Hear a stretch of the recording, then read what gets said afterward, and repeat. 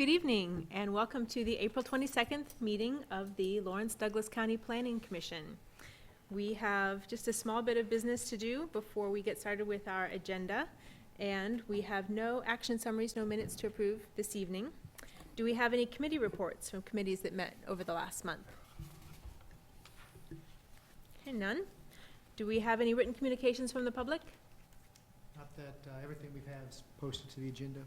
Okay. Any written communications from staff, planning commissioners, or other commissioners? Madam Chair, I might just take the opportunity to note that your mid-month in May is going to be out at the Aikens Prairie. We plan just to send you an email regarding the location. Not sure it jives very well with Google Maps, so we'll send you a map perhaps and some instructions on meeting out there and the time and that sort of thing. So we're excited about that field trip. Okay, and that's open to the staff and also the public, or? Yes, it's okay. going to be a public meeting for you. Okay, thank you. And we do have some written action of waiver requests and determinations by the city engineer. You do. You have one, the first one related to Oriad West, number 18, is actually a denial of a waiver request for access management on Research Park Drive. And then you have an approved waiver for Legend Trail Edition number 3. I would just note that on the plat that has been denied, that waiver request that has been denied by the city engineer, your receiving of our memo and his determination begins a 14-day appeal period by which an applicant can appeal to the city commission. But So we take no actions. You we take just no action, you're just to both. receive it, and if you've reviewed and have questions, we're happy to answer those. Any disclosure of ex parte communications on items on tonight's agenda? Okay. Any declarations of abstentions from specific agenda items by commissioners? All right, now we have a time for general public comment. This is if you came to speak on one of the agenda items, especially the comprehensive plan, that will come shortly. But we also have a time for any member of the public to address us for 3 minutes on an item that is, or on any topic that is not on our regular agenda. Did anyone come here for general public comment? Okay. So with that, we will hit our regular agenda, and we have a whole 2 items, and the first being a variance for 1520 Kentucky Street.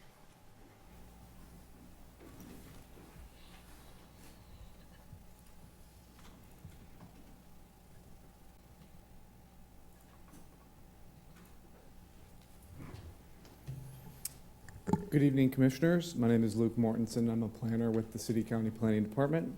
As Commissioner Willie just said, item number 1 is a variance request associated with the minor subdivision at 1520 Kentucky Street. Generally, minor subdivisions are processed administratively. However, the Planning Commission's approval is required for variances from the subdivision design standards. So the subject property is located at 1520 Kentucky Street. This is mid-block between West 15th and West 16th Streets in the Oriad neighborhood, which is noted kind of in that blue-purple color. And we are, I guess, on the east side of Kentucky Street. Subject property is zoned RS5, single-dwelling residential district. It's adjacent to some RM32 multi-dwelling residential district. It's surrounded by both detached and multi-dwelling residential land uses. So this image is a little blurry. I promise some of the next ones will be more clear. But this is just the image of the minor subdivision document that's been provided by the applicant. This document is currently under administrative review. It must satisfy the requirements expressed in section 20-808 of the code prior to approval and recording. So the subject property is currently comprised of, or is currently one parcel comprised of 3 platted lots that were combined by Douglas County in the late 1980s for taxing purposes. The 3 lots were platted in 1870 prior to adoption of zoning or any subdivision design standards by the City of Lawrence. The applicant proposes to replat the property as 2 lots.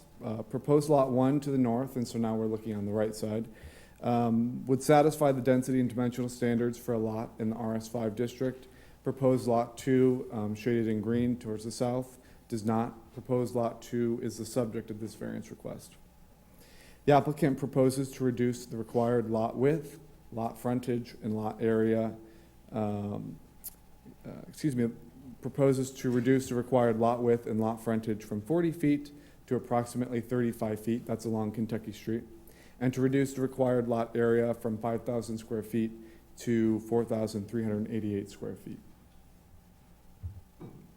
Staff reviews variances from the subdivision design standards against criteria expressed in section 20-813 of the Land Development Code.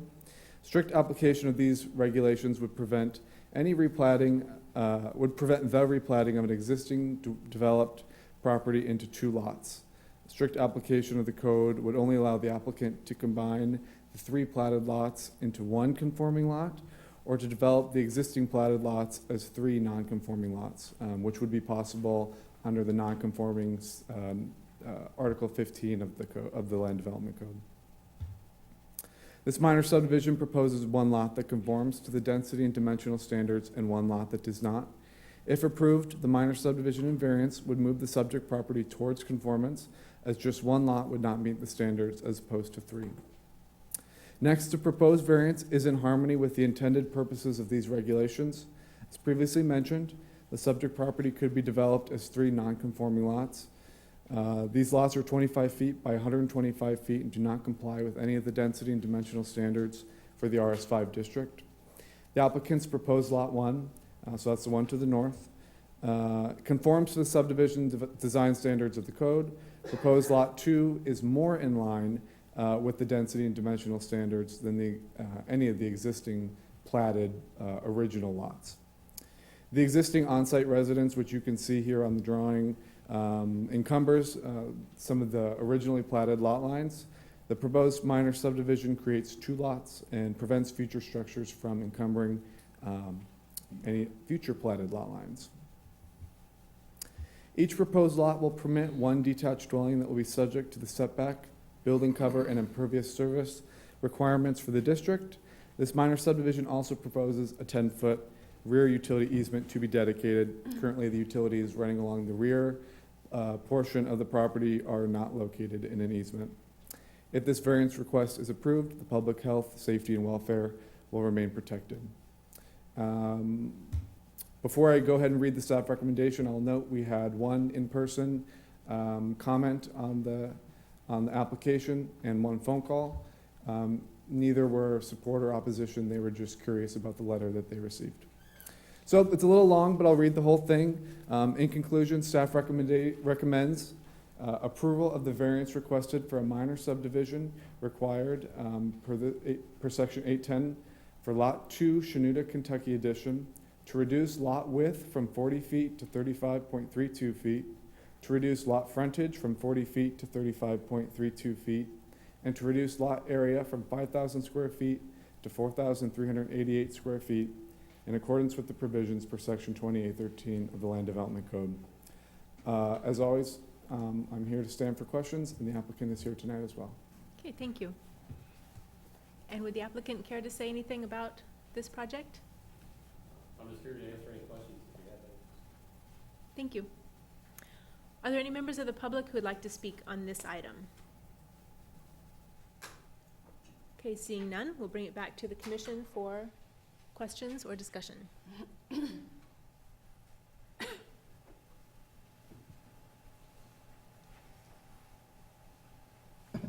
have a question, Luke. So the existing building that's there, which sits on 2 of the 3 lots, which would still be 2 of the 2 lots, is that building going to be taken down and then have 2 buildable lots? Is that the plan, or is this just kind of planning for the future? This structure will be taken down, and the goal is to have a detached dwelling on each of the proposed new lots. Okay, thank you.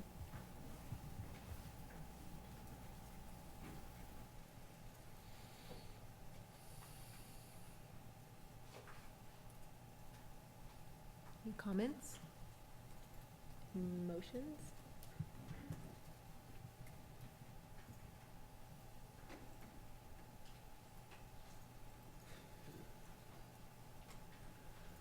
Commissioner Struckhoff.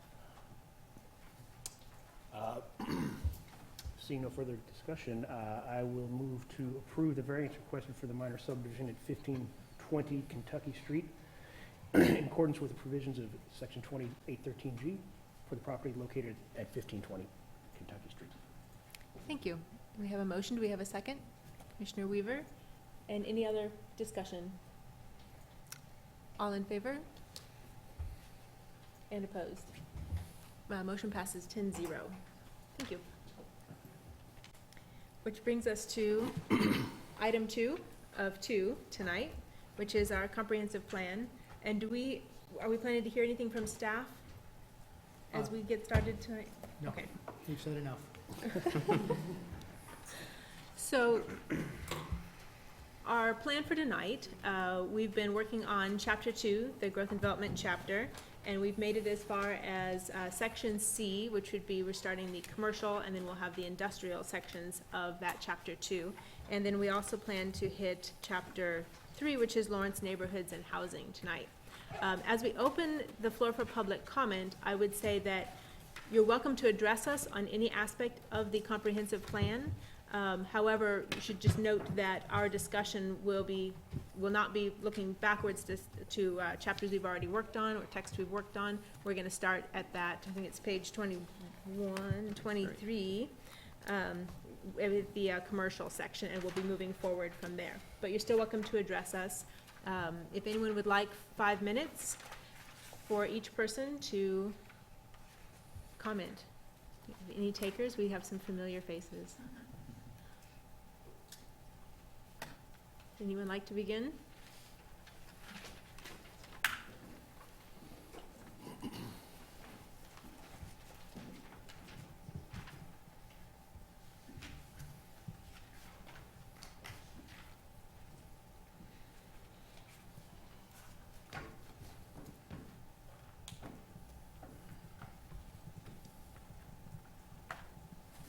Good evening, Chair Willie and Commissioners. My name's Penny Wanaka, and I live in the county, east part of the county. And that will be reflected in my comments tonight, as most of the issues that I'm going to address are related to county issues. And I am going to, because I wasn't able to make the last meeting, I am going to address a few concerns from the early part of the chapter. And I'm not sure how you want me to do this. I have about 5 different small changes or amendments to make. So if you can follow along, I can give you page numbers. Is that the best way? Or sections? Okay. So I'm starting at chapter 2 at the beginning on page 12.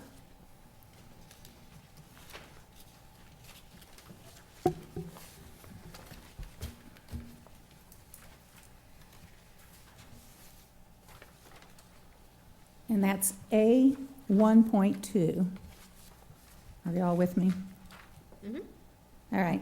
I'm just adding a couple of words. On A 1.2, my change would say, conserve sensitive lands and other identifiable natural resources that defines Douglas County's rural character. So I struck through the word seek and changed it to just the verb conserve. I just think it makes it a stronger statement rather than, it's kind of like saying try to conserve. I'm just saying conserve. And then I'm adding sensitive lands in there.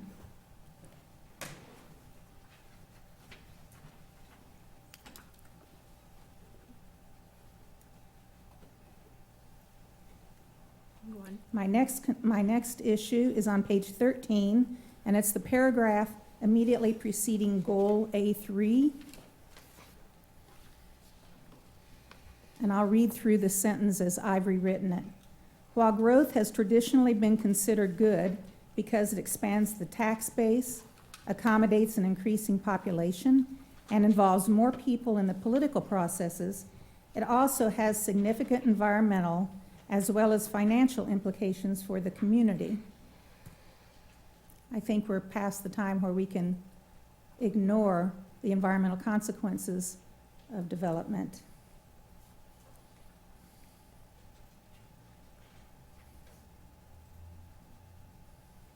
All right, my third concern is on page 18, and it's B 2.9.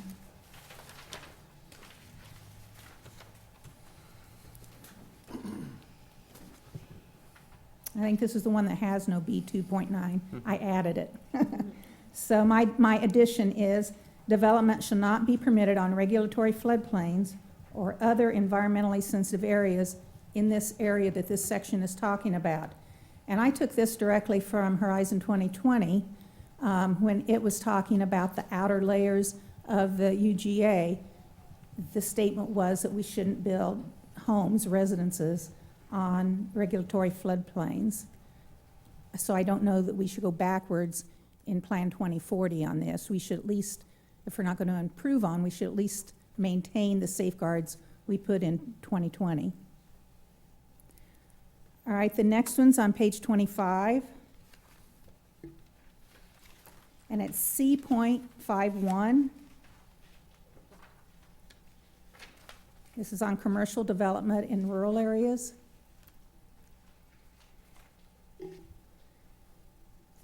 Existing commercial areas at the intersection of a hard surface county route and designated highway may be allowed limited expansions, the word limited is my addition, if utilities and infrastructure are available and so forth. Somewhere there's got to be language in there that says this development should be limited to protect the rural areas. The next one is right below that, C 5.2. It's a similar thing. And my rewording would say, allow limited new commercial development to serve rural communities at an appropriate scale and so forth. And my reasoning is as above, to protect the rural areas. We must indicate that there are limitations as to how much commercial development can be there. And then my last one is the next chapter, chapter 3. It's on page 40.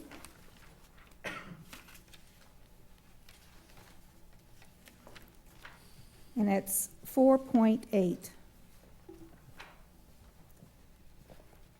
The policy says, or the 2040 says, incorporate pocket parks and green spaces into new neighborhood developments that encourage connectivity and green corridors. Then I've added, where possible, leave some green space natural or wild or,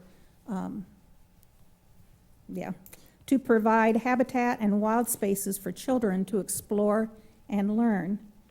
As we're rightfully so developing more infill spaces, we're losing vacant lots where traditionally children they've been parks to children in the past, and often these vacant lots have been not kept groomed, and so they've kind of turned wild.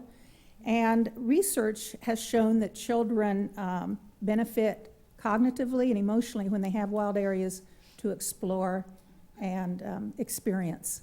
So I know that wouldn't be possible in all places, but where possible, I think that would be a good thing to incorporate. And those are my concerns. Thank you. Thank you very much.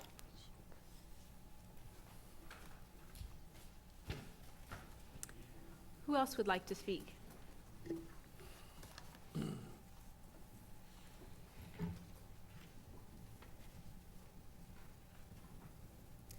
Good afternoon, or good evening, Commissioners.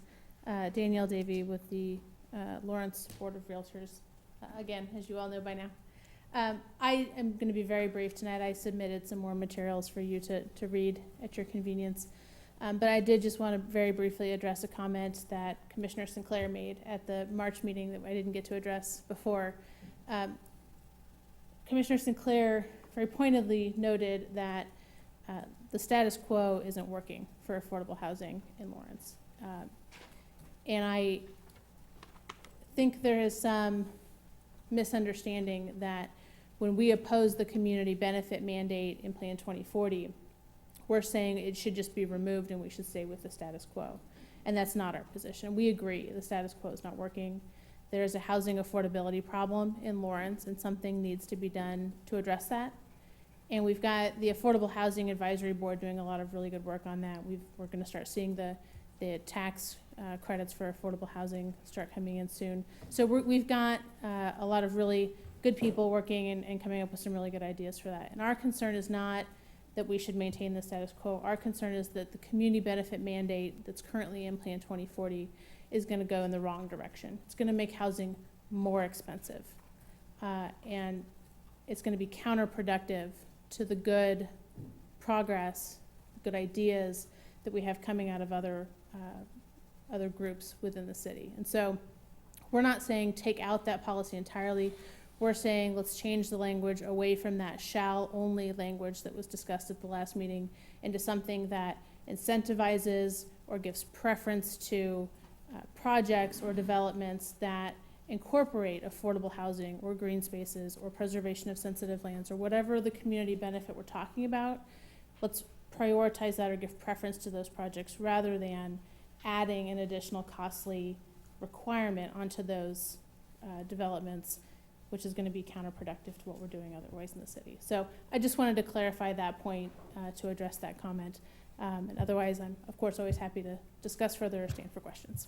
Thank you very much.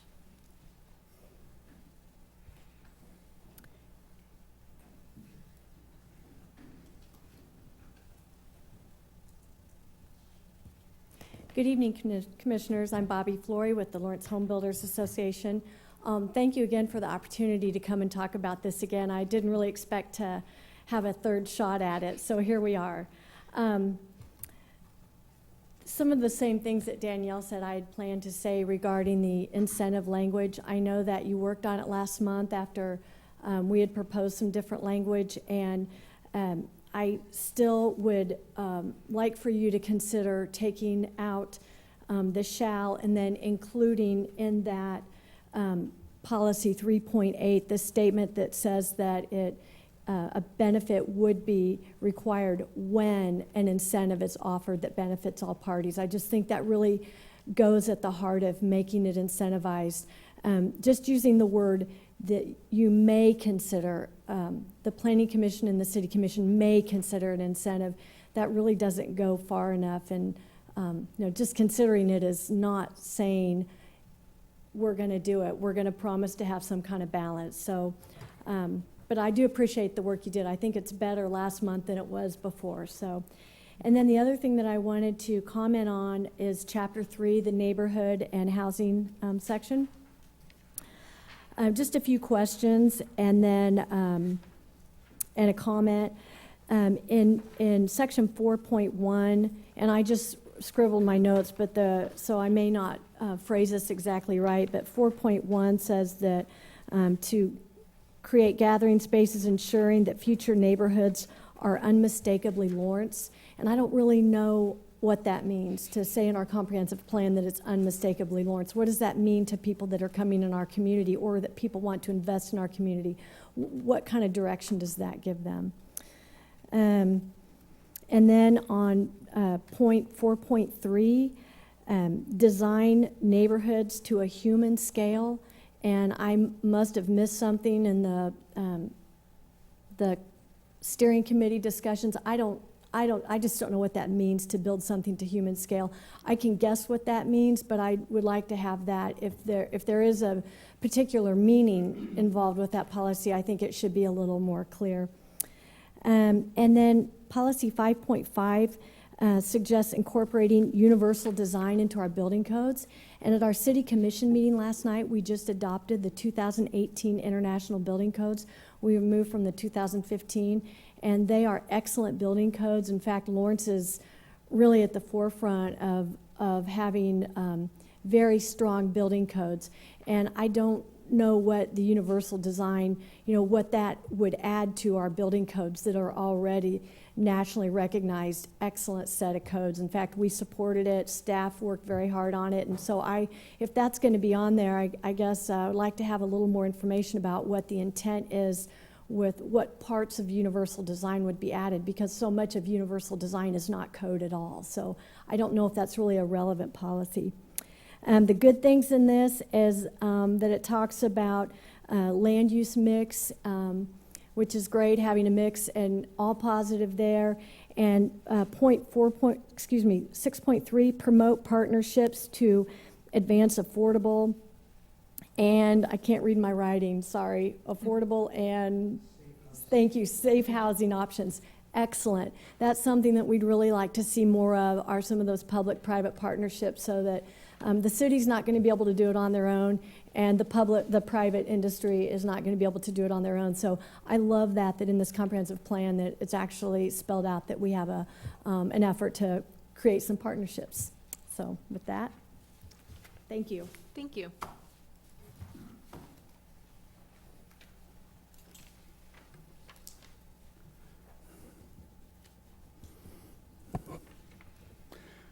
Thad Holcomb, thank you again for having the time to hear.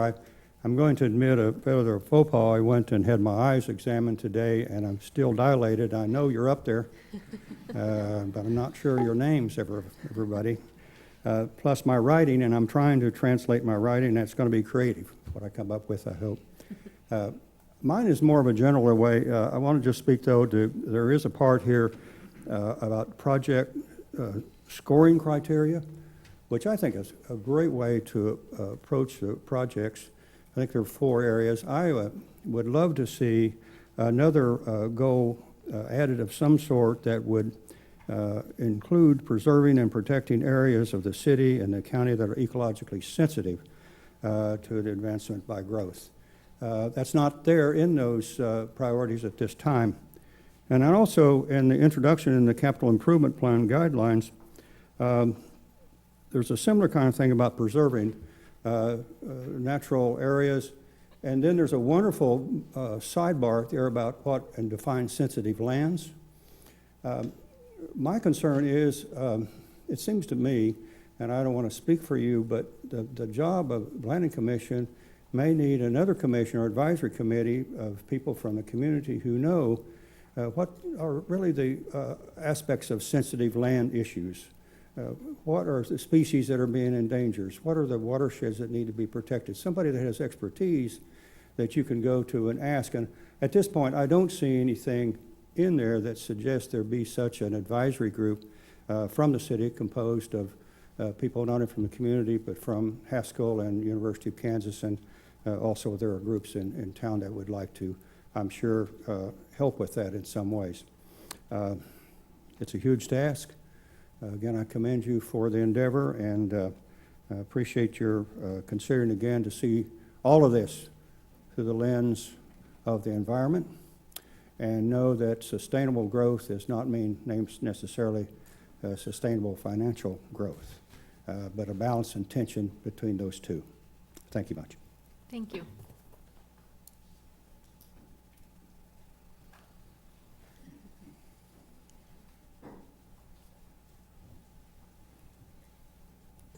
Hello, everyone. I'm Courtney Shipley. I am here today in my official capacity as the chair of LAN. As I'm sure you know, Lawrence Association of Neighborhoods has in the past given suggestions for 2040. And first, I just want to say the very few things that I would mention tonight, that staff has done really a great job of incorporating all the things that we've suggested in the past, and they've been very receptive to some of our concerns. The only thing that a few things I can find that they didn't make some kind of change to since the last couple of rounds.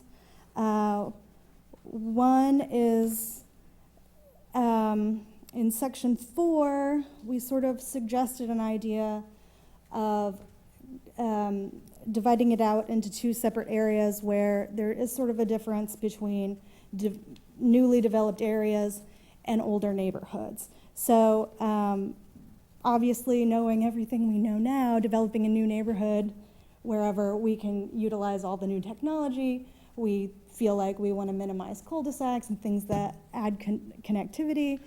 But there are some of those things that we don't have any choice in older neighborhoods. So that was one of the only suggestions, but I have to say I'm absolutely confident that staff looked at that suggestion and thought about it, and I would completely understand that there would just be no way to do that.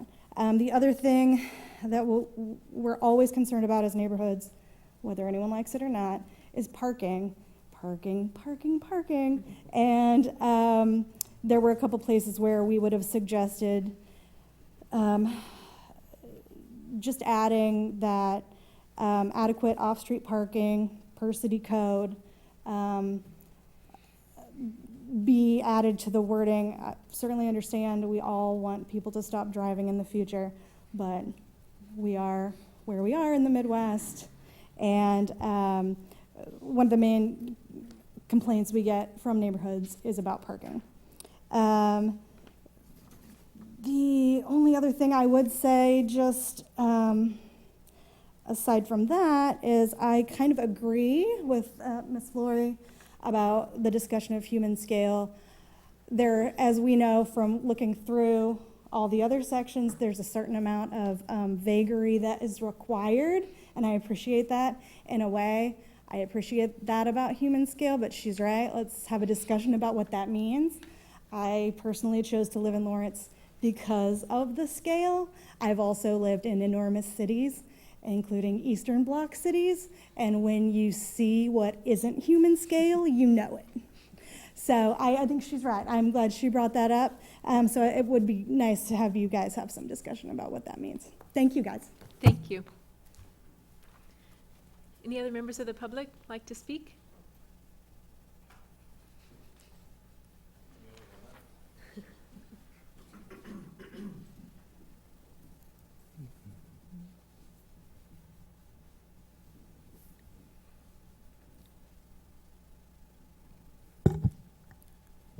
Good evening, Commissioners. My name is Nick Kuzmic. I live at 417 Alabama Street.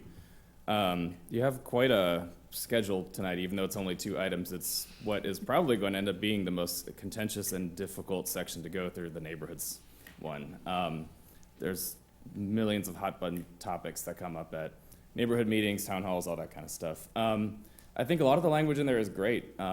The only issue I might have with some of it, and you might end up finding as you go through other comments, is that some of it tends to conflict with each other. So certain terms like preserve or keep the character or preserve neighborhood character, those tend to be at odds with other words like enhance or develop into human scale or add mixed use or any kind of any kind of thing that suggests a change. So change and stasis are at odds with each other, and at some point we might have to decide as a city what we're comfortable with. I guess maybe the vagary of the words in the document are reasonable enough that you could wiggle one way or another, but I guess I worry that it's going to be something like a Bible or a constitution, and that every new regime is going to have their own way of interpreting something. So it might be good at some point to lock down what we truly do want to see, and is that keep the status quo, keep neighborhoods exactly as they are, keep them under amber, which in some cases is a benefit, or the other way, and recognize that human settlements over time have always changed, and dynamism is the only thing that we can truly count on. So there's a lot of language in there, such as, like they were saying, keep things at a human scale, meaning don't make gigantic cul-de-sacs and buildings that are 400 feet apart and things that are 8 stories high in a small neighborhood. But, if we do want to fit more people in town without infringing on natural lands, something is going to have to give at some point. Either people aren't going to be able to afford to live here and will choose Eudora, or they're going to have to learn to live a little bit closer together, whether that be accessory dwelling units, duplexes, small apartment complexes, things that used to be completely legal that are no longer legal, which require the change that would make neighborhoods not preserved anymore. So it's those kind of conflicts that I think are going to be maybe difficult going forward if people really read into it and decide to interpret it in their own way. So just FYI. Thank you. Thank you. Would anyone else care to speak? Anybody? All right, seeing none, we will close the public comment portion of the meeting, and we will bring it back up to the commission for discussion, starting at page 23, chapter 2, section C, commercial. What we've done in the past is kind of hit the sidebars first and then get into the text itself. So in just section C, we have a couple of sidebars, including the community design manual, We also sometimes see community design guidelines, which I assume are synonymous. Would that be right? Right, the official name of the document is Community Design Manual. Okay. Does anybody have any questions about that definition?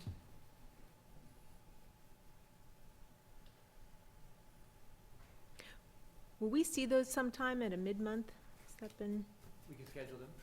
I think that would be, that doesn't change what we're doing with this here, but I think that could be very beneficial for us to kind of spend some time with those The in the manual future. currently has commercial design guidelines and industrial guidelines, in it, And not residential. not residential.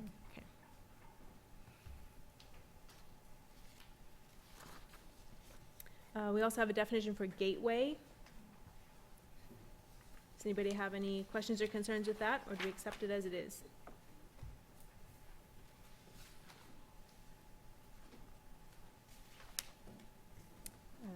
Definition of retail. All good?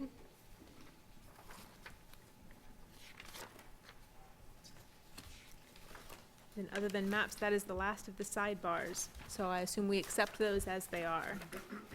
The vision statement for commercial. And I'll just let people flag things as they have them in their notes.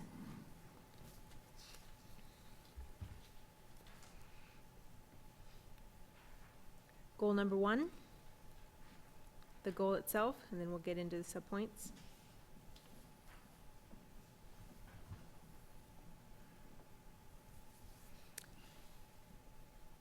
So on 1.3, we have encourage development and redevelopment, consider proportions, building forms, massing, et cetera. And I think that that's something that we require currently, is it not? Is that's no change in policy? Correct. Okay. Madam Chairman? Yes. Madam Chairwoman? Because I looked up human scale after public comment on that. We will get to that. It's in here a little bit later on. Right, but I'm thinking maybe if defining human scale, I'm kind of going back and forth, but to define how we say human scale or give it maybe a different term in the sidebar, I know we passed through the sidebar, but considering proportions, building forms, massing, and materials with surrounding area, if that is the intent around what human scale is, I think that Human may scale. be valuable in pulling that out and putting it in a sidebar. That comes in, actually in chapter 3. Right, I'm just saying Mhm. if human scale is a term, which the definitions I've found, I really can't make sense of it for what it was used for in context. But this here, I think, is what most people assume when we talk about human scale in the context of this type of text, considering proportions, building forms, massing. I think we will have to have a discussion about what does human scale mean. I can foresee a sidebar perhaps coming in, but since that's in chapter 3, I wouldn't tackle that yet. I think we'll, and if we end up having to refer back to a section in here or use that language here into the section 3, I think maybe we could wait on that, would be my preference. Is that all right? Mm-hmm. Yes. Next question. When the phrase downtown Lawrence that's capitalized is used in the plan, Mm-hmm. do we understand that to mean basically Mass Street? Or, maybe this is a question for Jeff or Scott, or is it more than that? And the reason I ask, and this may show how bad my memory is, but when we considered expanding the definition of what downtown was across the river for something we did a few months ago, and I don't know if we can't talk about that because it's ongoing or whatever, but is that, like if there's development across the river, is that considered downtown Lawrence under this plan? There was a comprehensive plan amendment that was just recently put into Horizon 2020 that expands downtown across the river into that stretch. Historically, Plan 95 and Horizon 2020 used to define downtown as New Hampshire to Vermont, from South Park effectively to the top of the river. So we use it in that context historically, but we don't have it kind of set in that same tone and light as you would have seen in the other two comprehensive plans. So it could include more than Yeah, than what we, yeah, it could grow and Historically, it could ebb and flow as downtown Okay. kind of moves and changes its forms and things like that. So it Okay. doesn't want to have a locked-in prescribed boundary so much. Commissioner Sinclair, are you comfortable with that, not having a specific definition for that downtown area? Or would you rather see something? It's hard for me to say right now. I did a quick Control F through the PDF to see where capitalized downtown Lawrence was referred to see if it would be a little bit strange contextually, and I don't know if I'm ready to suggest one way or the other at this point. So I really just wanted to see what the thought was behind it. Yeah, I think what you'll find if you look at the map 2.2, the commercial map, where we've designated different levels of commercial there. Your community commercial levels, your regional, I believe downtown is a regional node. Many of them have identities in either a nodal plan or another sector plan. And downtown will have its identity, I think, in the downtown master plan, which I believe gets incorporated into this. So it will have a better boundary identifying edges, transition areas, once we complete that, hopefully by the end of this year. Okay.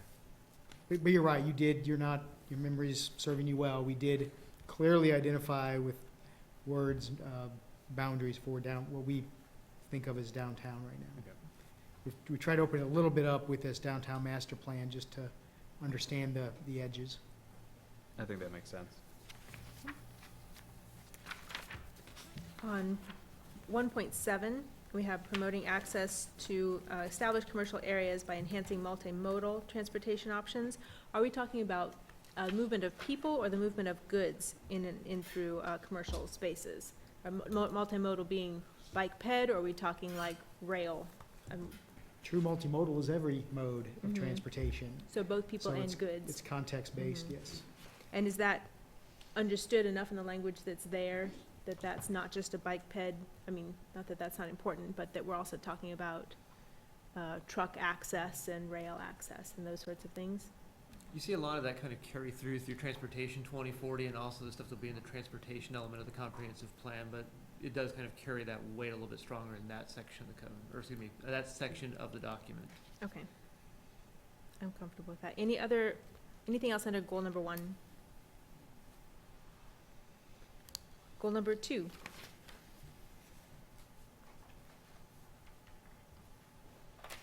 I have a question about 2.5. Okay. It says evaluate commercial vehicle traffic impacts on surrounding area and minimize commercial traffic through residential neighborhoods. So is that commercial traffic, is that the movement of goods, or does that also mean employee customer traffic? It too could be either. It's the impact of that commercial on residential neighborhoods.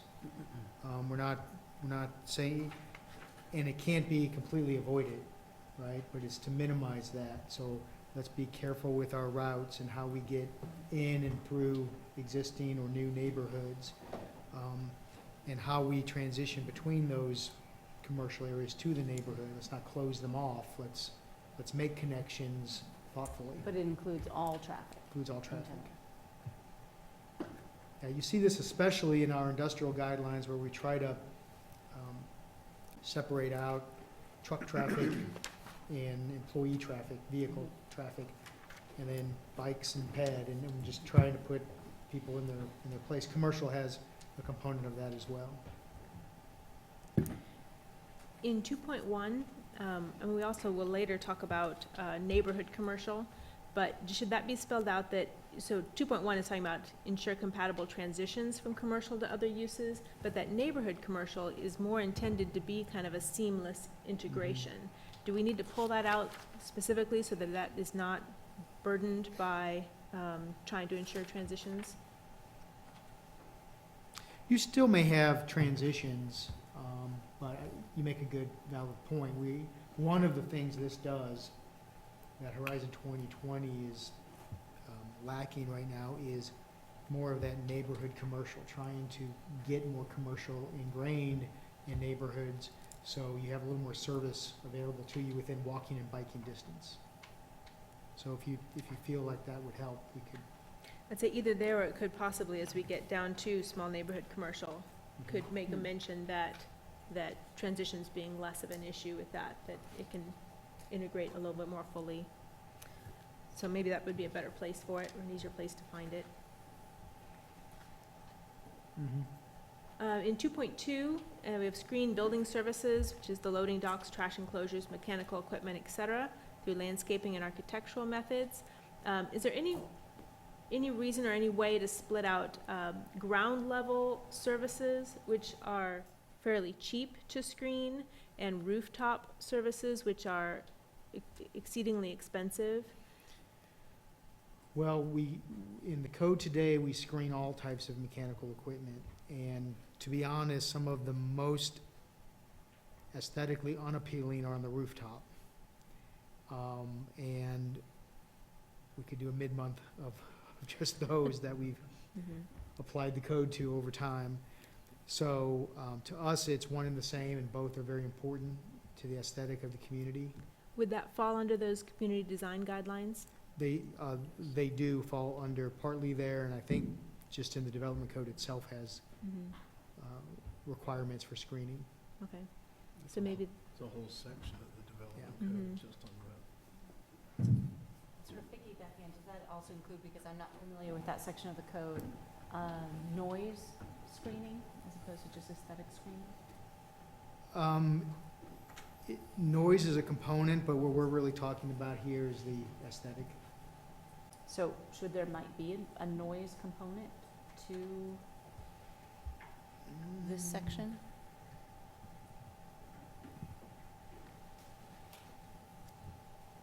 There could be, there may be a more general. I'm just thinking mostly of, I don't know what they are, refrigerator units or something up on Yeah, the rooftops that are HVAC condensers, yeah. those things. It does come up periodically. We work with the owner to, usually some engineering method to reduce that noise. Does that come up more in buffer yards? And it's also, again, ensure compatible transitions to mitigate impacts.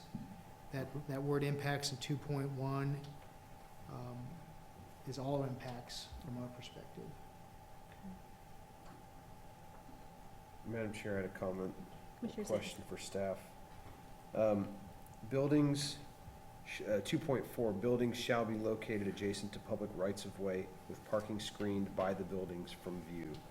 So that's a bit of a departure, it seems, from the way we've traditionally done, and I say traditionally, when you look at the pattern of commercial construction, it's been street, road, or strode, whatever you want to call it, right-of-way, then parking lot, then setback from that.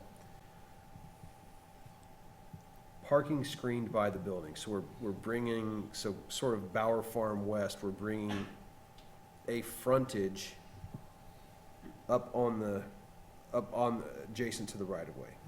That's what we're saying there? Okay. I don't have a problem with that in concept, but in practice, and I don't know if there's a mechanism for this, Bower Farm West specifically, those frontages are not functional. They're not a usable entrance to the business. So I understand that we're still auto-oriented around those things. This is an attempt to not be as auto-oriented, and I understand that as well. I think of other examples on certain lots on Mass Street where they have cracked the code on being able to have an entrance that faces the parking lot to go into the main business, but then the main business is accessed through the front. So I don't know, maybe if it's, do we have something where we can maybe make those, if we're gonna say that this is the frontage of the building, that make it an actual accessible frontage? I think there are a few in that development that do actually work that way, or at least could if we set it up that way, right? Whether it does or not may be a different story. Right. I'm thinking the new Sprint store on 23rd Street, we've pulled to 23rd as well. Okay. So it's a current code requirement in the commercial design guidelines. I will agree that it's been hit or miss over the years and you Mhm. actually applying that part of it. It competes a little bit with a commercial entity's desire for their parking lot to be known Uh-huh. and active. And hey, people are here, come here because this is an important place to be, kind of thing. But we have tried to get better about that Mhm. and bring those buildings up for, again, site planning and aesthetic reasons. So, one of the things, and I know that we are done with Bower Farm and it's almost all the way built out, but one of the things that I don't know if it came about by compromise or design, was having the parking lots screened from the roadway and the and the multi-use path with the buildup of the brick screening walls or similar screening walls. Is that, because it's not mentioned here, but it's kind of the same or similar concept, is that still gonna go forward in anything, or was that just a one-off I experiment think with that Bower was a Farm? one-off that they wanted to do in their master plan. Yeah, There is requirements in land development code for the screening of parking lots, but it gives people the option for landscape or lots of different whatever. ways to do it, Okay. and one of those could be the wall. Any other comments on goal number 2?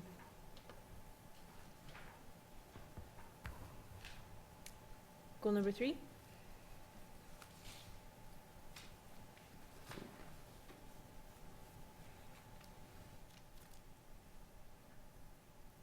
Goal number 4?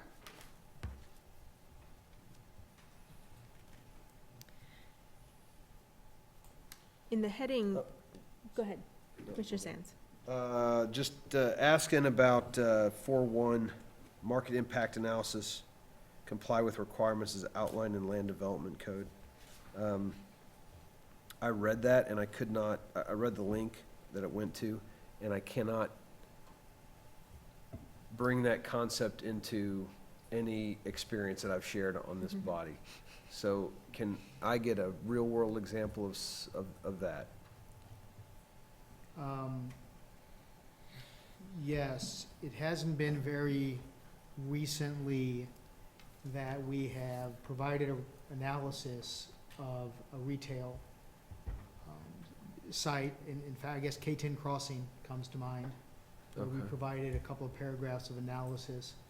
And we do that based on our retail market study that we try to do every 2 years. We're a little Mhm. behind, but it's coming very soon. And it has some requirements in there in terms of just looking at the health of the commercial industry here in Lawrence. We're looking at trends over time, the vacancy rates, the supply side, the demand side of retail, to understand, is our market in a place where we can add retail square footage? That's the point of this policy in the development code, is so that you have data by which to judge a significant new retail. I mean, so several years ago, we actually went in and we did some amending of the code, maybe even Horizon 2020, to get us at 100,000. It was 50,000 square feet. And we said, that's just too insignificant when we're looking at 2.8 million square feet or whatever we have out there of commercial retail space. So we wanted to bring that trigger up a little bit, make it a little more rational. And so that's a real world example. I think, before that, we had other examples. Big box lumber yards, for example, went through the analysis. So that 100,000, that's total square foot for commercial development. That's Yes. not 100,000 as the anchor and then, Well, it's when a development comes to the body and has 100,000 square feet or more of commercial retail in it. across all Across all the development. proposed, okay. The current part of Horizon 2020 still has the 50,000 square foot number versus the code's 100,000 square foot. This would bring these two back into alignment with each other. Any other comments or concerns on goal 4? Goal number 5. Ooh, I have one. So we have subsections under this. We have rural commercial, small neighborhood commercial, large neighborhood commercial, and so on. But we don't have home businesses are not spoken of anywhere in the chapter. And I wonder if they need either their own section or if they could be covered under one of these other headings. The use by right, and a lot of, Well, we have, nothing's permitted by right. There are guidelines for both the city and the county for what can happen in a home business. Oh, yeah. And so I do think it needs to be spoken to Mhm. specifically. Those are different. And they are different. I would recommend having its own subheading under here for home businesses, and I would recommend some subpoints under that, which would be, one would be to review and revise home business rules for both the city and the county to encourage entrepreneurs and startups. Oh, and I can slow down or say that again if you'd like. Either that or send, do you have it, Oh, it's in my chicken scratch here okay, in we're the. fine, say it again Yeah. then. Review and revise the home business rules for both the city and the county to encourage entrepreneurs and startups. A second point would be to ensure an appeal process. So whatever the guidelines are, that because home businesses can be highly varied like any business, that there is an appeal process to whatever the rules are.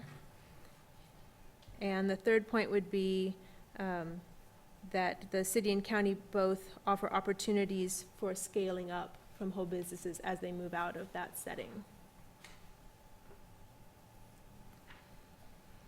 So I propose that to the group of us. Okay, I have 2 questions. Okay. So for staff, for the existing home business rules, both city and county, is there already an appeal process? For the county, there currently is not, Okay. which is why I bring it up. BZA.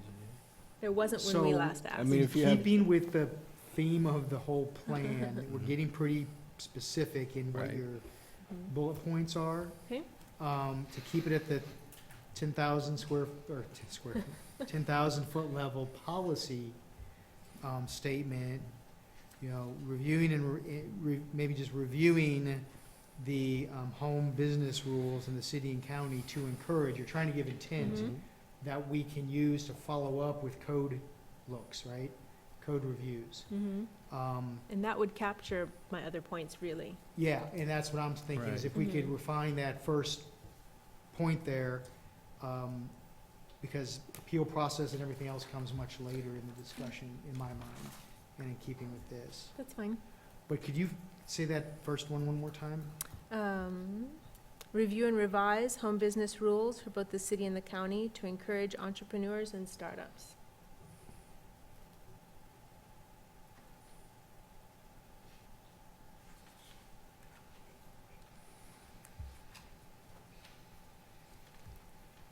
So is that one alone enough to get it in here and satisfy the goal? I tried to get you 3. But I What- think that, What would happen in your third bullet point? it was just, offering scale-up opportunities and that may not, that can probably be part of some other discussion, but. Yeah, such as incubator space in some of the industrial parks, but Mhm. that is a higher policy thing that's already going on, I think. Well, that discussions. was kind of the question. The city doesn't create commercial Right. space to put people into typically. I mean, we could, Mhm. we do have funding going to VTBC and all those sorts of things, but,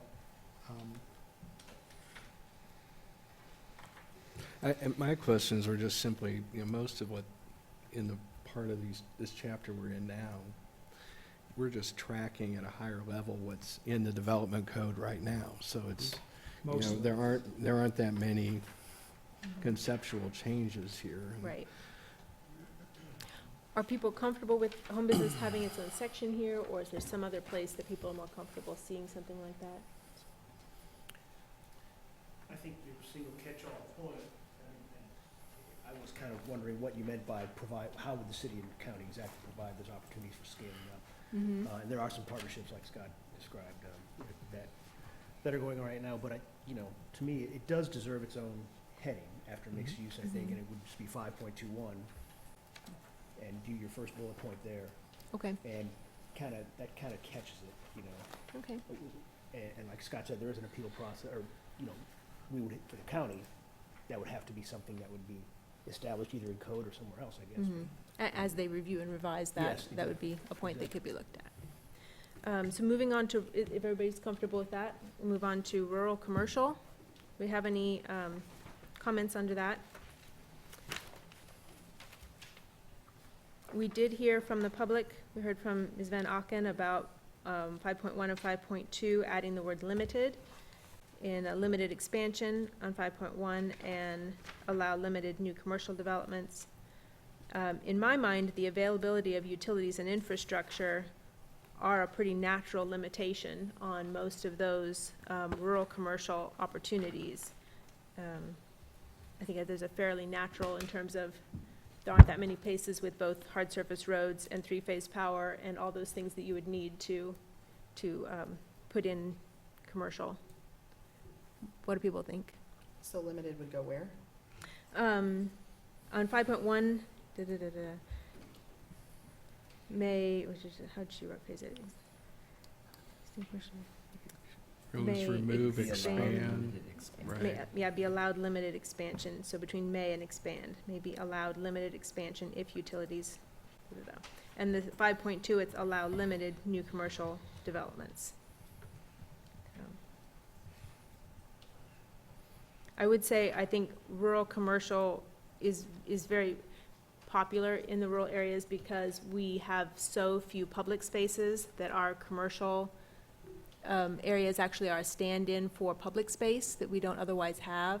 There are places where you drop in and see your neighbors and that sort of thing. So we used to have 3 gas stations in Willow Springs Township in 2000, and now we have 0. And we miss those things because they are community gathering points in ways that don't happen in town. So I'm comfortable with the language that's there, understanding that the utilities and infrastructure are kind of self-limiting for that. But what do other people think?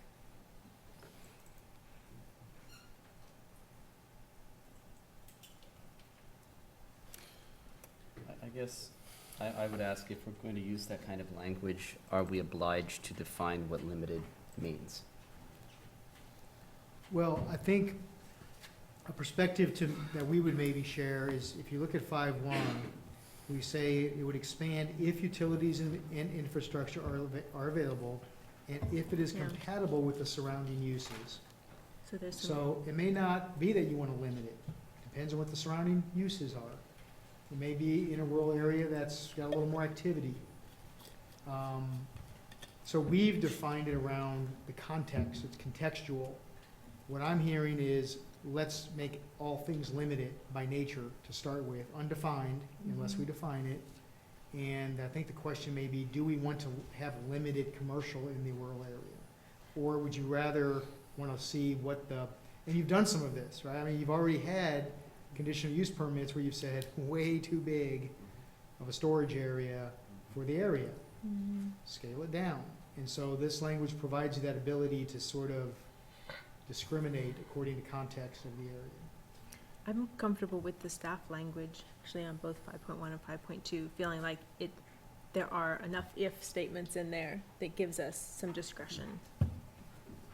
Commissioner Carpenter, do you? Well, I'm just wondering if it would be helpful to perhaps at the end of 5.1, if the expansion is compatible, like in scale with surrounding uses. That's kind of what we've looked at every time this has come up.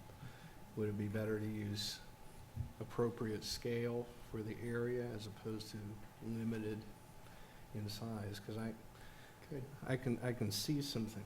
Well, we've had some of those. We just know, but just as you pointed out. So would it be helpful to have appropriate scale? I don't think it would hurt. I think it would get to the intent that maybe is the shared intent that we've heard and that you're talking about right now. So would the language be, if the expansion is compatible in scale with surrounding uses? That Is that would your be one way to proposed? write it, just, to add scale in that the end of that, because that's one of the considerations we're using on conditional use permits already. That way it's not necessarily limited, it's in scale. It's in, with Right. right. And what's happening. scale is a word that's used again in 5.2, so it gives us some consistency. And I was just thinking, because it's also provides that consistency with human scale and the urban. Mm-hmm. We're talking about what's appropriate Cattle with scale. the surroundings. It also depends on how you. That comes under industrial, right? How you define rural. Right. You approve a conditional use permit for mini storage just north of Rock Chalk Park, right? And that's, in a different context, would be maybe inappropriate and out of scale, but next to a West Star substation and the urbanization of the city, that's unincorporated, but is it rural in nature? So- But that's an area we also have seen plans floated to make it much less rural. So, So we have the language that says compatible in scale with surrounding uses at the end of 5.1. People comfortable with that? Okay. 5.2, I think, remains the same. Any other comments on point number 5, goal 5? Yes, Madam Chair, I don't know if this is the right section for this, but what I'm seeing is that there's looking at commercial development in terms of its impact on the market, its impact on traffic, its impact on the aesthetics and transitions. But what I'm not seeing is any impact on maybe our water resources, demand for water, or any impact, analysis of impact on, in terms of how much impervious surface might be in one location. I'm not seeing those kinds of For impacts specifically as for rural commercial? for commercial development Okay, for all in commercial. general, for all commercial development. Mhm. But I'm just seeing the design guidelines and how that fits next to other uses, but I'm just not seeing where we might be concerned about the demand for water, the quantity of water moving off these sites, and possibly greenhouse gas emissions from, I don't see any analysis of those impacts. I don't know where that might be appropriate. I think some of it, when we talk about utilities, if Mhm. utilities are available, that presumes that water is available. If not, they simply can't do the development. And I think we attempted to cover some of those other environmental impacts. Like I said, In I other see the areas. sensitive lands, I see maybe some infrastructure for water runoff, but I'm not seeing much for just the overall demand for water quantity or greenhouse gas emissions. You're correct. You don't see a lot on those two items. Do you have a suggested language or where that might fit? Well, that's what I was wondering. I'd take it back to the group here where that could possibly be most appropriate. It So- might be, yes. I don't understand, I guess, greenhouse gases would, Well, we have a greenhouse gas inventory, so I'm thinking that since that just happened again, I'm wondering how these sorts of developments might work into that greenhouse gas inventory that the city is required or just voluntarily No, does I every think- 5 I- years? Just to expand a little bit, I mean, one of the policy recommendations here is the climate protection plan. And I would think we would want to see what kind of product comes out of that in an attempt to see how it transitions over into the private sector development. It hasn't much at this point, right? And so we need to understand that a little bit better and understand how it might impact the development issues. But I think we've captured it in the desire to do climate protection work, which hasn't all been accomplished yet. And so we need to understand that, what we can do with a plan. We have to have the plan first. That's work yet to be done. And then go to work with maybe looking at code revisions and how it's applicable to commercial, residential, industrial development. So Scott, the future climate protection plan will be incorporated by reference into the comprehensive plan. Where's the placeholder for that? It's, I mean, is it referred to in the document itself, or will it just be incorporated by reference at the end? it's called for in the document as a policy. We'd have to find it. Okay. And then it would be incorporated into, is it the appendix?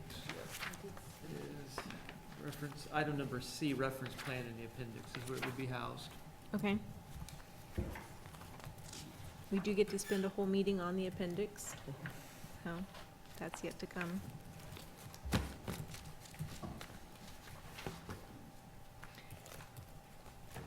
So Commissioner Ashworth, are you comfortable kind of as, that document then will come in and inform the comprehensive plan in the future, or do you have other language you'd like to see? Well, I believe that the climate plan is only mentioned in the text of 2040 once, as opposed to referring to the appendix. I can't find it right now, my search isn't working on this. So I'm not clear on, I guess I'm not satisfied that it's just mentioned in the appendix, and that we'll deal with that later. That would be my opinion, that pertaining to commercial and industrial, the next section we're looking at, some mention of its impact, that development's impact in relation to the concerns we will have in the climate plan. Greenhouse gases, water demand. So if I could turn your attention to page 58, chapter 6, natural resources.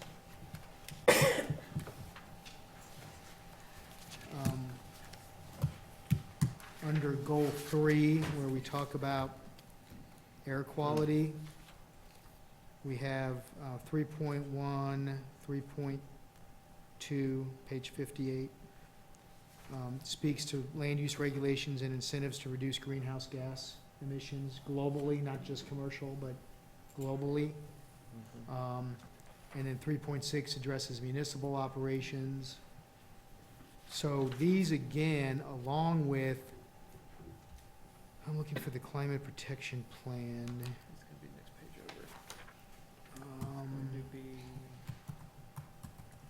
over. 6.1, adopt a climate change adaptation and mitigation plan. We reworded much of this.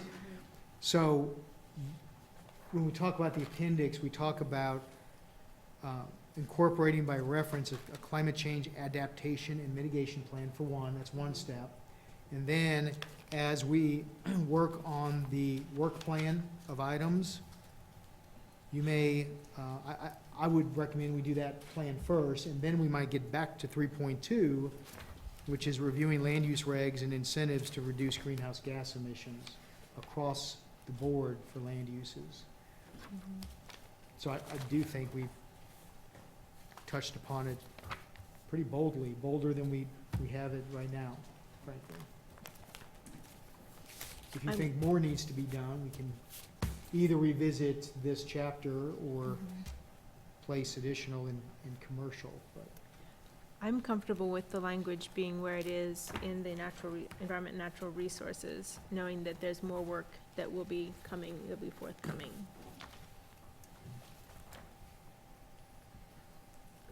Do you have any other opinions?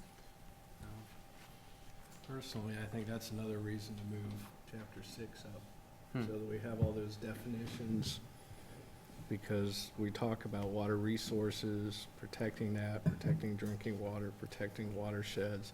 All of that's in chapter 6, but that comes after these other chapters. And as we were talking about before, about the flow of the plan overall, we have so many definitions that we want to look at everything that's in, like chapter 2 and the rest of that.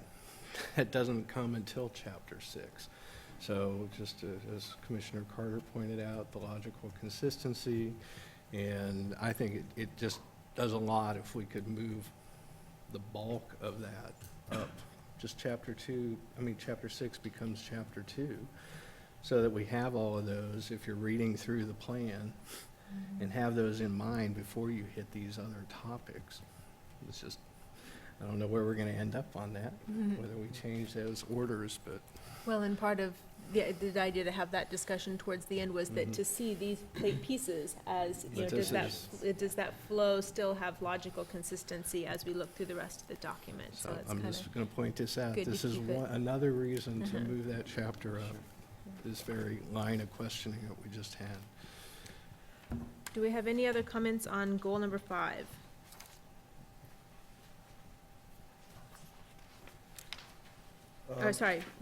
The rural commercial. So we're now down to small neighborhood commercial. Do we have any comments on that?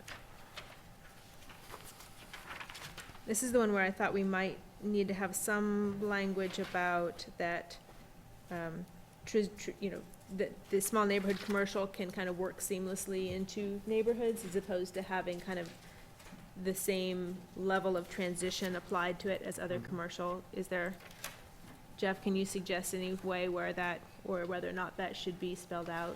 If it would be, I'd probably suggest 5.7 might be able to carry a little bit more water in that regard. Okay. To be integrated into, encourage commercial uses to be integrated into residential areas. So that's that neighborhood commercial. That's probably enough. People think, okay. Commissioner Payton? Is that kind of, maybe I feel like something is missing from, it says, I'm sorry, I'm backtracking, but it's related to what we're talking about now. So one key element to create compatible arrangements of differing land uses is to carefully develop transitions between commercial and other types of uses. And then, and then what we're talking about now, sort of,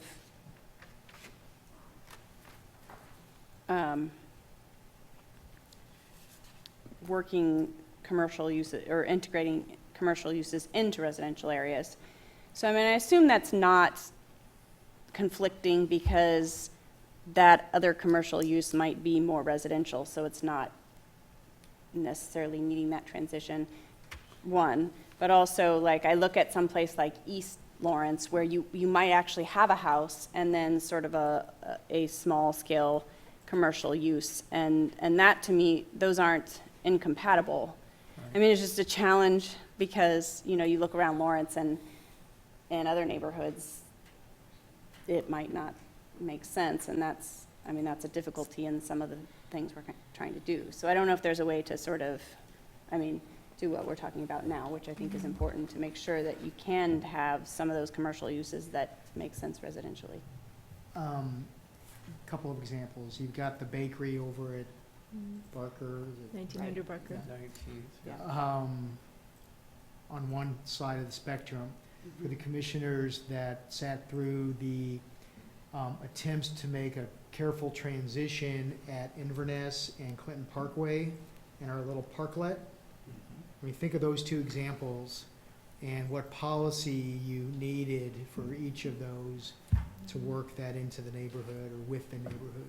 Well, so there's a big difference between those two examples, because the bakery basically is a non-conforming use. It's zoned residential, and it was operated as a laundromat, and then you substituted the use for the bakery. So it's always been a commercial building, always. Right, And the other one that you're referencing is a field, so. But I'm just saying, at the end of the day, what kind of neighborhood do you have? I'm agreeing with you, they are two different things, and there's gonna be a gray area there. Which policy do we use? Compatible transitions or integrate into the area? You know, well, we wanna do both. I mean, really, that's what it's about. And we also want to usually take an opportunity to make an existing commercial safer. Sometimes we end up with these really wide drives, right, that don't have a sidewalk or anything, and it's kind of looks unsafe anyway, and so you try to manipulate it to put it back into the fabric of the neighborhood. But our point here is that we want to create seamless neighborhood scale, again, areas. And I would argue that Inverness and 23rd is neighborhood, at least that's where we stood when they tried to do a more regional use, right? Is that, nope, this is a neighborhood area. Where you could go down the street to Hy-Vee gas station and ask if that's part of the neighborhood. I don't think it has to be surrounded by homes to be part of a neighborhood. These commercial uses are the neighborhood. They are part of the neighborhood. It just so happens that sometimes they turn their back to adjacent uses and sometimes they integrate in with them. So we're hoping for more integration, transitions that, 19th and Haskell, transitioning up into that pocket of mixed uses there. That's kind of what the goal. What if we interject the language, so we have encourage and put in neighborhood scale, commercial uses to be integrated into residential areas? Does that get close enough to give us some direction, but also some flexibility? Okay, I'm getting some nods. Yeah, I I have agree with that. Is it up and down or sideways? Neighborhood scale commercial uses. I only saw up and down. We see what we want to see. Any other comments on neighborhood commercial, small neighborhood commercial? How about large neighborhood commercial?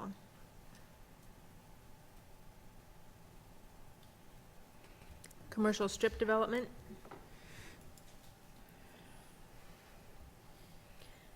So I take it from this that we're really not encouraging any additional commercial strip. I mean, it's only in limited instances and so forth. Yes, this actually has a little bit of a history that the current plan says thou shalt not do it, and we found through the years that it made sense. It's, like, the code may have says only in limited instances do we do CS zoning, commercial strip zoning, but there have been a handful of instances when it made sense, so we wanted to open up the door a little bit wider. So this is actually more encouraging than the previous language? Well, it's not encouraging at It's not all. very. If you read it, it's not intended to be encouraging, only in limited instances when compatible. And it will be a rezone for you. So this policy would come forward and you would get to judge by this policy whether it's limited and compatible with surrounding zoning. What is a cross-access easement? It's an easement that crosses two properties that provides that public access over property line so that somebody can't block it. And it provides access management benefits to us on collector and arterial streets so that each property, you don't have two or three, you might have consolidated access points and the ability to go through one property to get to the other one. Thank you.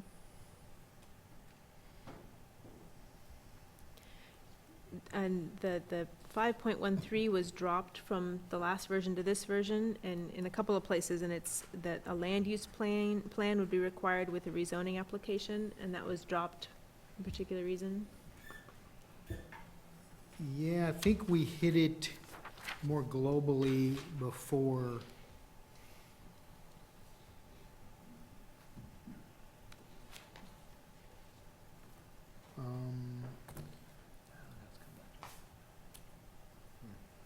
What's that? I think it's 3.8 on page 24. Complete a specific land use plan for any new commercial area with the potential to create more than 100,000 square feet of retail space. Okay, thank you. Any other comments on commercial strip, community commercial, or regional commercial? Commissioner I had a Struckle. question about the map. Well, that's not what I asked. And the transition from Horizon 2020 to our new comprehensive plan. And again, this is some of the code language we have in our existing plan, and this has been brought up for public comment as well, is the development along our southern margin, commercial development, retail development, has been prohibited by our existing plan by 2020, which states that retail development shall not occur south of the SLT, with the exception of a auto-related use. And so I'm wondering, not just that language in particular, but as a planning commission, looking at the document that was presented to us in 2020, by previous commissions, by county and city commissions, and the framers of that document. Are we interested in discussing the future of retail development in that location, including something about it in this document, ensuring that if we feel that that is still an appropriate restriction, do we incorporate that in our land use, our land development code? And because that's where our code language goes now, or do we address it in this map? If you click on the map in our the draft commercial map in our Plan 2040, you have the existing and planned commercial locations, and we have a conflict here because we have a comprehensive plan that prohibits retail development south of the SLT, but we have a pending retail center south of the SLT here. So I'm wondering how do we address that conflict if we don't have an approved development or application? I would add that this area is also part of the revised Southern Development Plan. So we have a position in the plans today.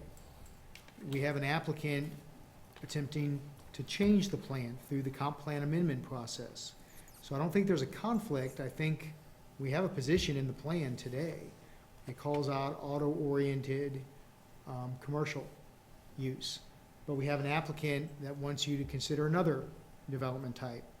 So at this point, we're carrying over our existing revised Southern Development Plan and the land uses of that plan. And if that specific application goes forward, we would have, then it would by its own application revise the revised Southern Development Plan, which would be incorporated by reference here. The specific application, of course, aside, we would, of course, consider any application at any location that requested a CPA or anything like that. So this map too is intended to be a little bit higher level, and then our sector plans hit these nodes at a very refined way. Draws boundaries, talks about uses, differentiates between commercial uses, zoning districts, those kinds of things. So bear in mind just what this map is doing versus our sector plans. Can you tell us briefly, how do the sector plans come to be? Do they come before this body? How are they created? Yeah, they're initiated usually by this body or the governing body. They can come from a consultant or from planning staff. Most of them have been through planning staff. They can be large in scale or just cover, like the 6th and Wakarusa commercial node is just those commercial quadrants of the intersection. And then it's developed with community input, stakeholder input, brought to the planning commission for a recommendation, and then to the city commission for approval and incorporation into the comp plan. So Commissioner Struckoff, do you have a suggested change, or is this more informational?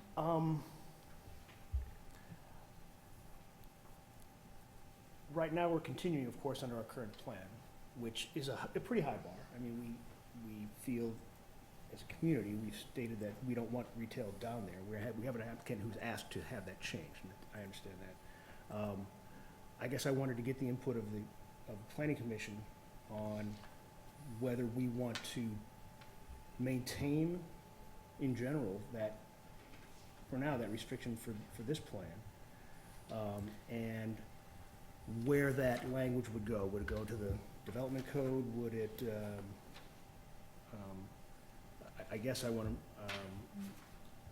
in deference to our existing plan and to our increased concern about floodplain encroachment and things like that, have a discussion about where we want that to go, because I think that's kind of fundamental about to where our retail and commercial development is going to continue in the future.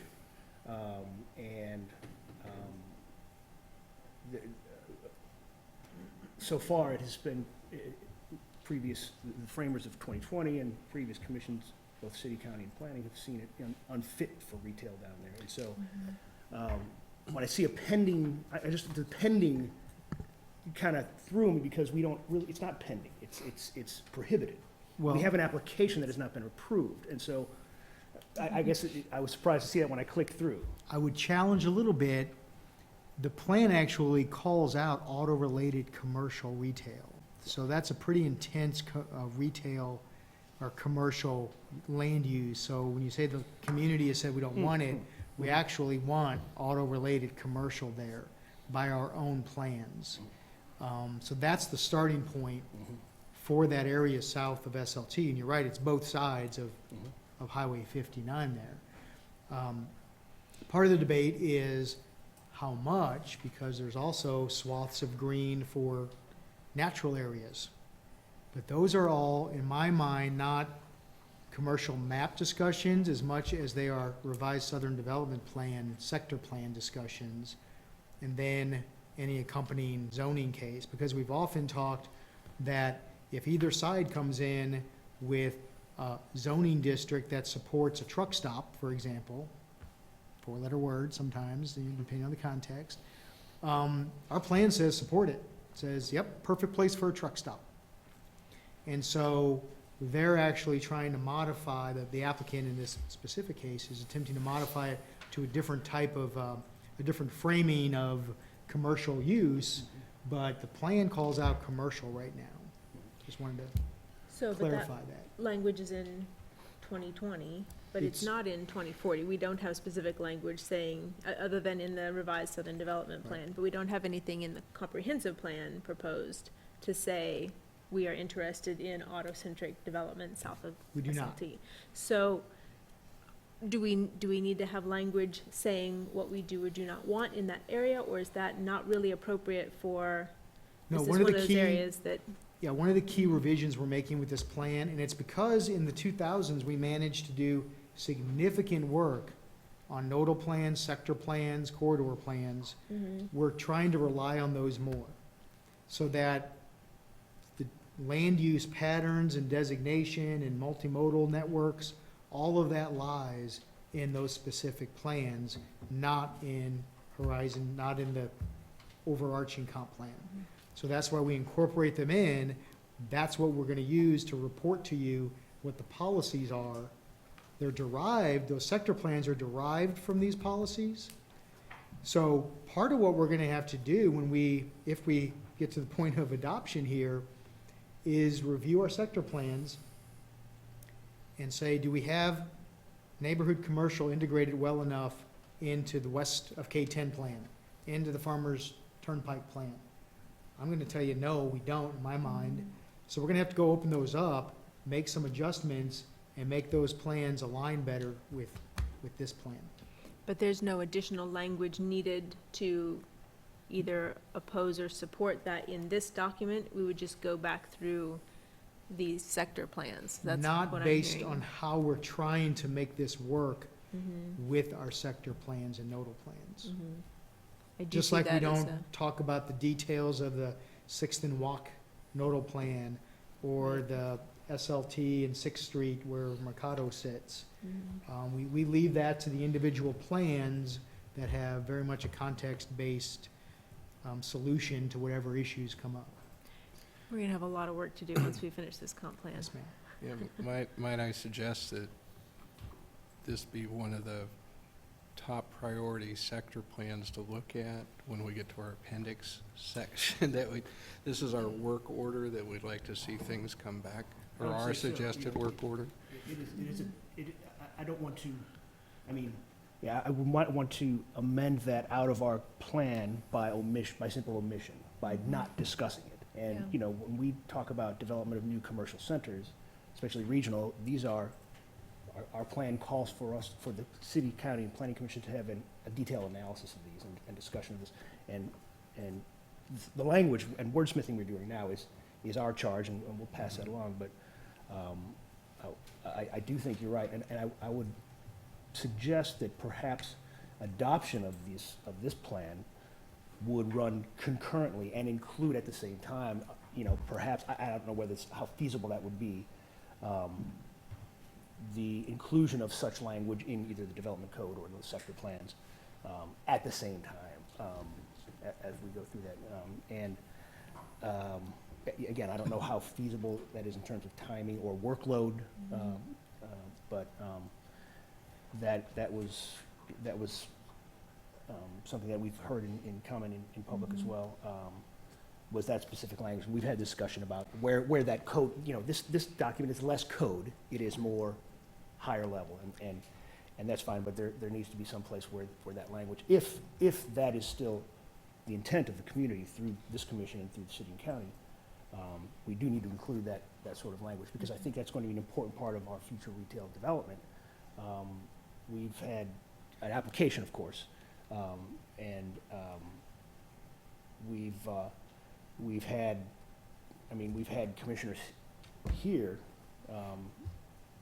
worry that if we don't do this, the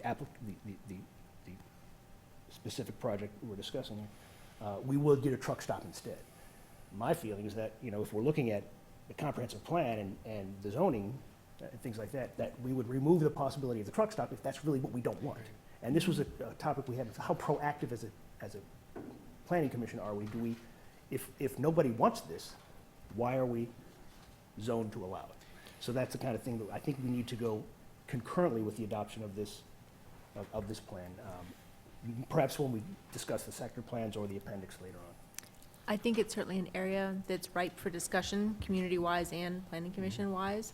I don't know if we can make sector plan revisions concurrent with the comprehensive plan. We have quite a lot on our plate already, would be my thought. But perhaps we can get to it in short order once this is off our plates. I think you'll have a lot to talk about what we do in the first year. But I would like just to add a couple things, if I may, Madam Chair. Remember that the purple dot represented in this area is our highest, it's regional. And there's only 2 regional areas identified on this map, this here in downtown. This covers everything from 23rd Street to south of K10. So if you erase the dot, you've eradicated a whole important component of our commercial base. So that's why whether you're in Horizon 2020 or P2040, my response to Commissioner Struckhoff's sort of discussion about how to get there is to open up the revised Southern Development Plan and have the discussion there, which entails a big process with a lot of community stakeholder input.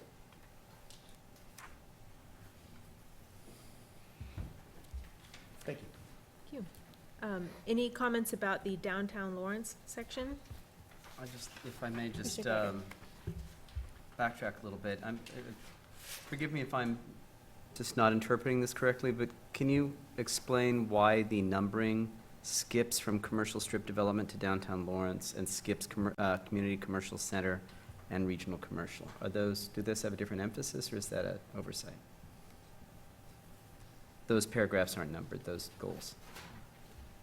Oh, It was just really to point you back towards the table as being the primary items. We didn't want to call them out and give them a number when they just reference back to the table on the other page. Okay, thank you. Anything else on downtown Lawrence?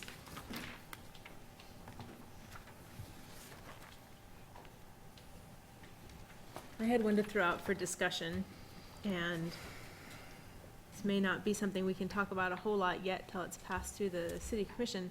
But is it possible we want to have a point talking about revising the downtown parking standards for buildings that are over 3 stories?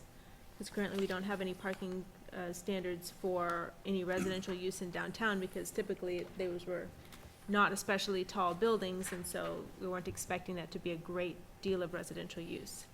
Is that something that's an issue, or is it high enough level to put it in here, or pass it over? Parking downtown. You're gonna get that sooner than you might. Careful what you wish for. I don't know.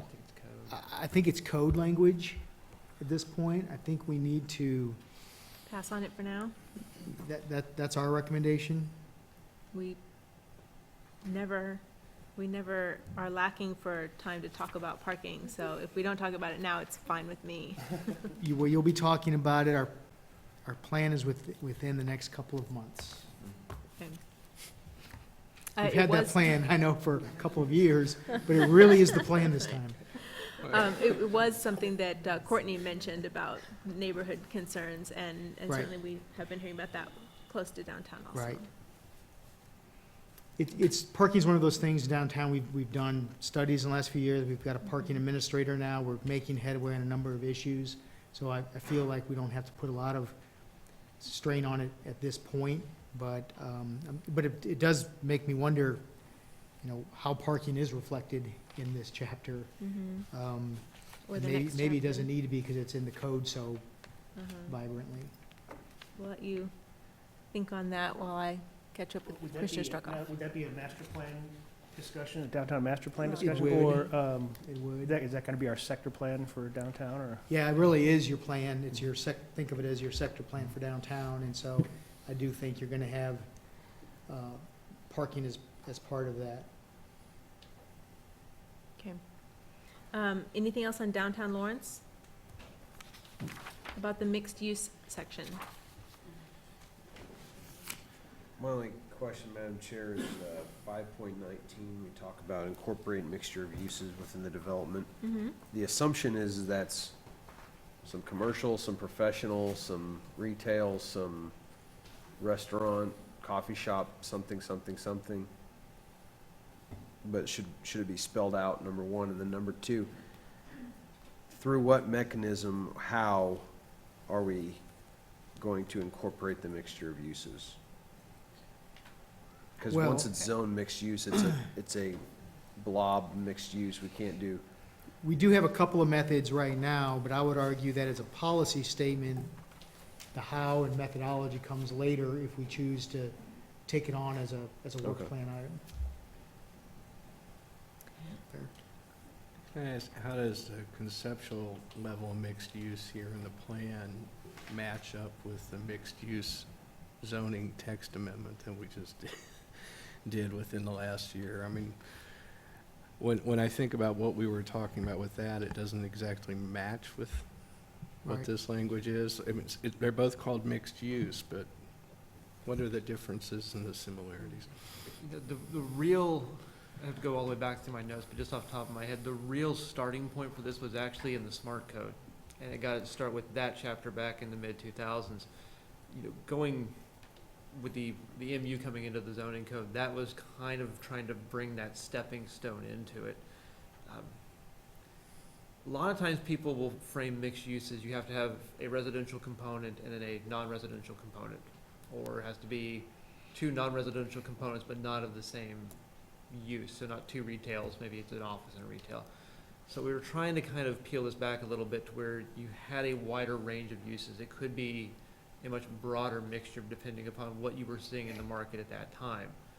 Now, kind of going back to that text amendment, I'm not sure if they quite come in line at the same point yet. I think this one's still about a step ahead step or two ahead of where that text amendment actually maybe Okay. came to. So we might be looking at something just down the line to kind of carry it further on. To tweak that? Okay. Well, keep in mind that mixed use here is a category we use in defining land use opportunity. So we've done it in Oriad neighborhood along 14th Street. We've identified it as a mixed use opportunity. There are at least 4 different ways I can think of to do mixed use development. Through the SMART code, through the mixed use zoning, through a plan development overlay, has allowances for mixed use. And I think some specific uses in some other commercial districts allow for mixing of uses in a limited way. So we're not talking about mixed-use zoning here. We're talking about mixed use as a type of land use development pattern that you can employ any one of those 3 or 4 to it. That's just one of the difficulties of the language, because the same words, but they're different definitions, so. I have a small language change, I think, on 5.20, and it's when possible, match the design, massing, and placement of other site design elements.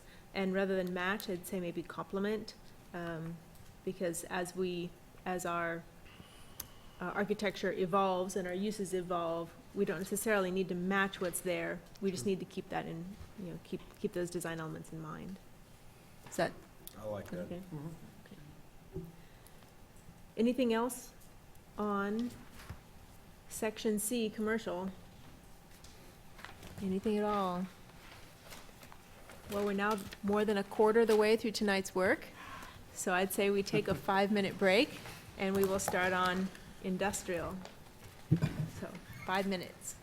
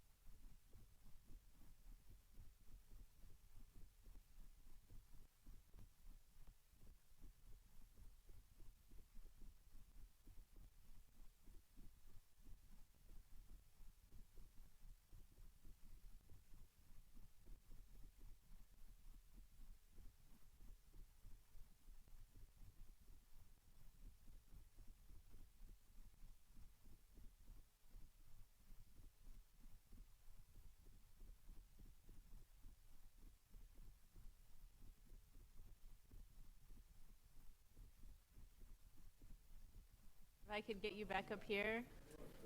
Rob and Jim, come hither.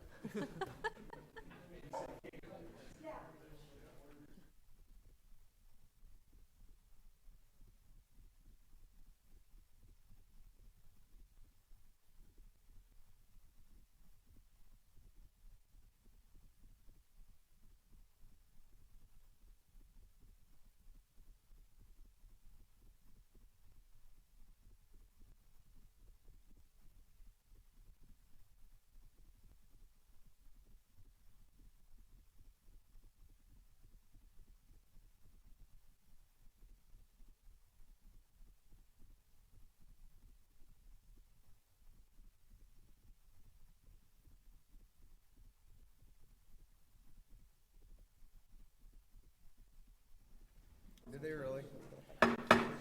All right, we're back to it. Section D, industrial. Does anyone have any comments on the vision? Stars tonight, right? How about goal number 1? Wait till we start talking about STRs. Just a clarification on 1.4, please, Madam Chair. Sites shall primarily be out of regulatory floodplains. Primarily. Yeah, the industrial use is the one use that typically seeks out flat, low ground. So you'll find them in a lot of areas that are close to, if it's a large lot and it's got a tinge of floodplain on it, it just comes with the, sort of the industry.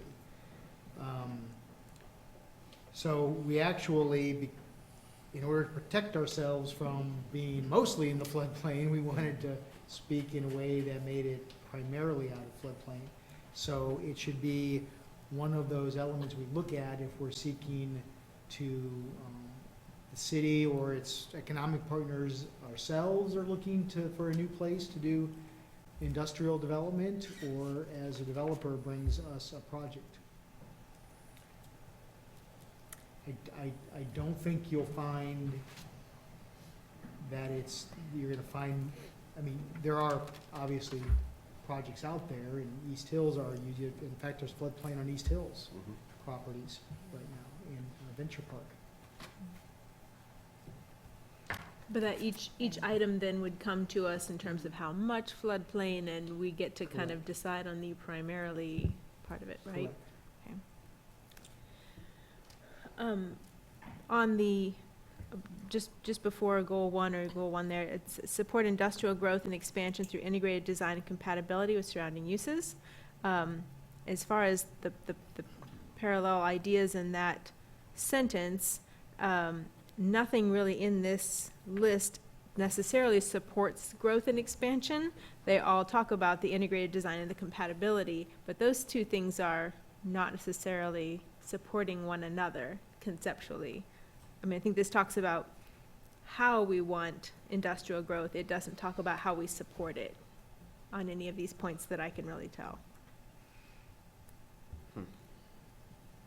This is mainly geared towards industrial as a land use. If you're talking about the supporting industrial as a business and those items, that would be an economic development chapter we'll be coming up to.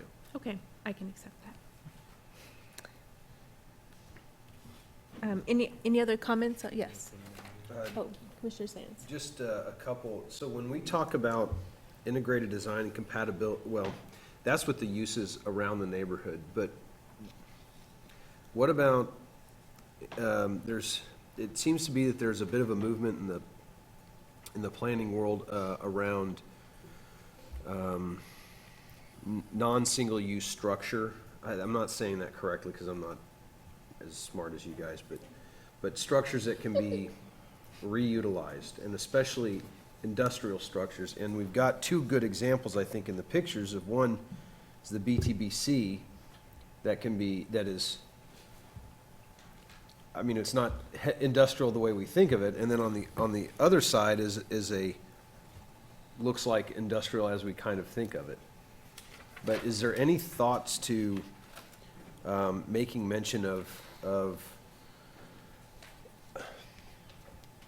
multi-purpose built industrial buildings or buildings that can be easily converted to other uses? Well, it, kind of by nature, that's how they end up anyway. We've done a few rezonings or SUPs for tall industrial buildings into rec centers. Private indoor baseball, basketball, centers.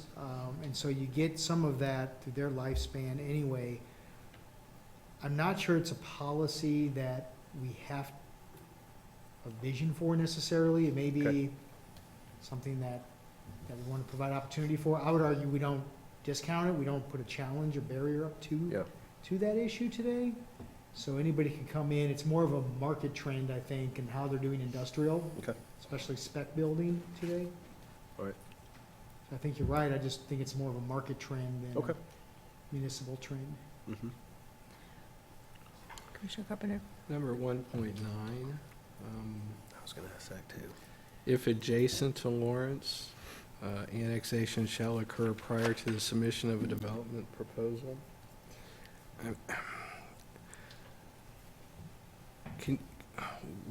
Why do we have if adjacent to Lawrence in there? Are we gonna be looking at industrial out in the county, which I thought we just talked about would be in scale? And then annexation prior to the submission of a development proposal. That's one of those things that always bothers me.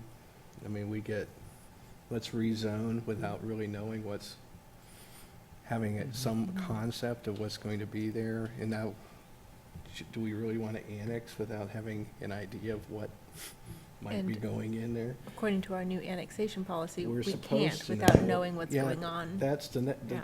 that's the next subsection of my thing is how, this doesn't seem to match up with everything we're saying in the annexation policy section. Well, I think it is. In fact, it's strengthening the policies we have today where the county leaders and the city leaders have agreed for the last few decades that industrial growth should occur inside the city limits. And the county, except for certain unique, airport development and some of the rural airports. But the best example of this is when Berry Plastics was going through their expansion. And they really looked for every possible way to get inside the city limits. And it wasn't until they could only be accommodated where they sit today with their warehouse outside of the city of Lawrence, because we couldn't serve them utilities. And so that was a factor. What this is saying is we have a policy between the city and the joint city-county plan that if you're adjacent and you could add in serviced with, able to be served with utilities, that you will annex before development occurs. Because we want industrial uses to be served with fire, police, paramedic, streets, and utilities of an urban nature. That's the policy description of what's happening here. I penciled in, you have occur prior to the submission of the development proposal, and I have or concurrent. I mean, a lot of those times, these things are packaged and kind of given to us They for are, consideration. and the idea is that the idea is that they don't get their entitlements in the county and then annex into the city later. So, usually they're gonna be concurrent. Our new annexation policies say we have to understand the use anyway to check the need. So, I do think it actually works hand in glove, the way I view it and how I interpret the language. So, It still sounds a little circular to me that, okay, you have to do this first, but we can't actually annex yet until we know what your purpose is and if you bring a benefit. it So- means that we're not gonna give entitlements, either the city or the county, until it's annexed, and then we give entitlements to develop. So maybe Can we we just could- say that then? Good, but Yeah, I think the difference here is you're living and breathing this document for years. And as we read through it, it just kind of, it That's was why- a jarring sentence that it didn't seem to mesh. yeah, I think prior to or concurrently with could help that, or prior to development entitlements. It helps me put it in that context of the larger annexation discussion. I would agree with that. We're generally getting preliminary I mean, very preliminary development plans with rezoning requests. I think we should have at least that for an annexation request, because there's gonna be a rezoning request with that too. Right. Well, and if you invert the logic, it almost makes more sense, perhaps, if you say, if adjacent to Lawrence, development proposals shall only be considered on land previously annexed to the city. Then it wouldn't be adjacent to Lawrence. It's getting trickier to me. And it's already in Lawrence. Fair enough. Are we comfortable with the for concurrent addition? Yes. Any other comments on goal number 1? Is it on 1.9, if I may, is there, I noticed there's one mention of annexation in residential, but it doesn't really talk about when adjacent. It must be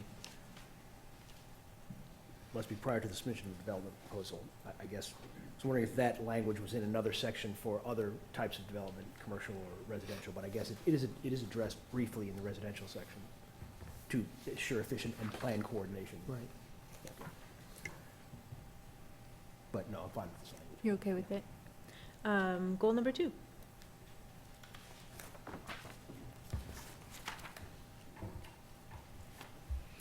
I had a question on 2.4. It has upgrade the infrastructure and services to support redevelopment opportunities. Is that something that, within this plan that we're proposing that the city proactively funds upgrading infrastructure? That's not private development. You're talking about city development? It depends, but it may be. I can think of the airport, for example. 10 years ago, 8 years ago, we did infrastructure improvements to open up the opportunity up at our municipal airport. And on 2.5, we have encourage partnerships. And are those specifically public-private partnerships, or are there other things that are considered there? Really, we just opened the door to any partnerships that would kind of leave that cost. So not trying to narrow it down, but anybody that can want to participate and help in that line. Okay. In 2.2, it says incentivize existing facility expansion, et cetera. What are some examples of incentives that could be provided? So we just did what we call the Catalyst program. It was started out as a 2-year. We've expanded it. The idea there is if for East Hills Business Park and Lawrence Venture Park, if you bring a new building or an expansion of 75,000 square feet or greater, there was an automatic property tax abatement formula for that. And we had 2 projects take us up on that. One was an expansion, and one was the new spec building out there. Now, that's just one example of a program that could be created in the future as well. And so those are geared specifically towards industrial developments? Correct. Okay. Anything else on goal number 2? Goal number 3.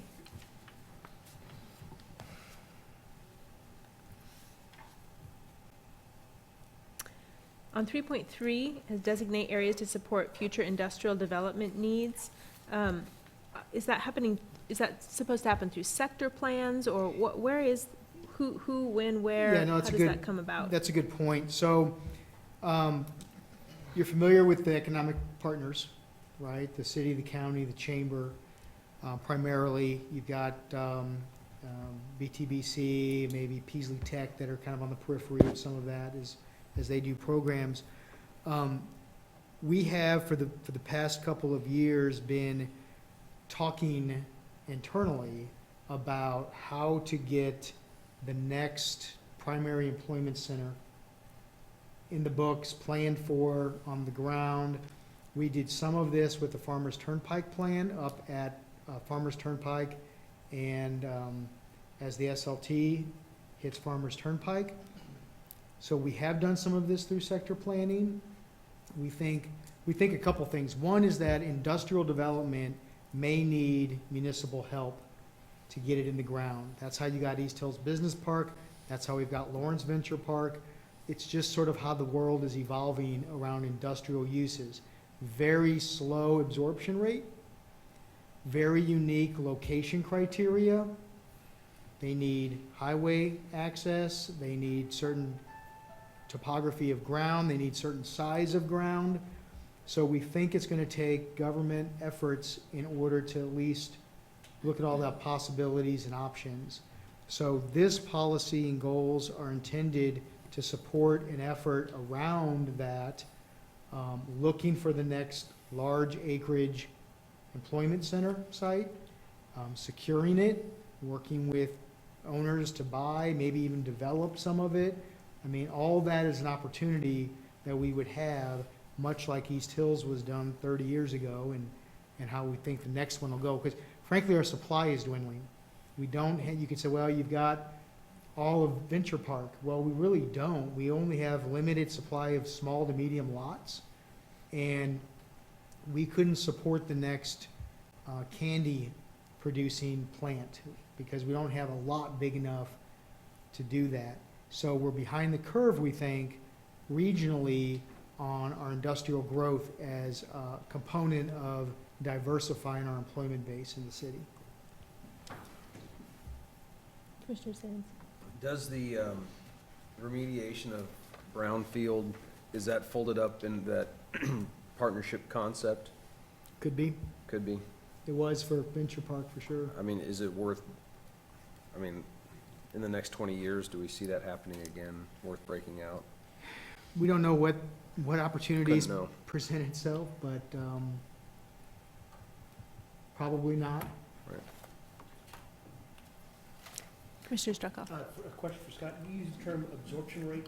What's that exactly? So the reason it may need some government intervention is because if you're a landowner and want to make your profit, you can produce homes and commercial uses and get those on the market very quickly. So if you got 80 acres, you build your apartment complex, you've done your deal. You do 80 acres or 400 acres of industrial, as you know, it may sit there for decades and only get 30% full, but it's still serving an enormous need of the community. It's the absorption of that site of the jobs product. and people Yeah. and, okay, gotcha, thanks. So, just a real quick question, when you talk about the small, medium-sized lots at Venture Park, is that set in stone? I mean, can they not be combined for a lot? Well, Should it was an opportunity present itself? the layout of that property only permitted a range of so many acreage of lot. We have one lot that I think is over 100 acres. But the site consultants will tell you that the norm anymore is for companies to look starting at 100 acre minimum. They want to plan for campuses and they want to plan for expansion and they want to, do this and that. So, so that's why I say that, and we do have lots that can be combined and meet the needs, but if you want the most diversity of employment opportunities, you have to have a wide range of lot sizes. And we only have, one or two that would meet some people's needs. Sometimes we're scratched off the list because we don't have any acreage that meets their needs. Any other comments on goal 3? About goal 4?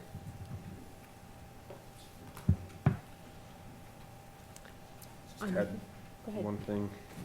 The picture on page 31 and the picture on page 33 are the same. I know Jeff saw that, but Yeah, that's just in been- case he didn't. It's been slowly eating at me for months. So every time you see it, you're like, On 4.3, I would add when feasible at the end, so it's locate higher intensity users and activities together in an industrial park when feasible. It isn't always something that is helpful. So it can be something that we'd like to see, but like the airport, it's probably not likely to be located in an industrial park. It just gives us some flexibility. Any other comments on goal number 4? Any other comments on section D, industrial at all?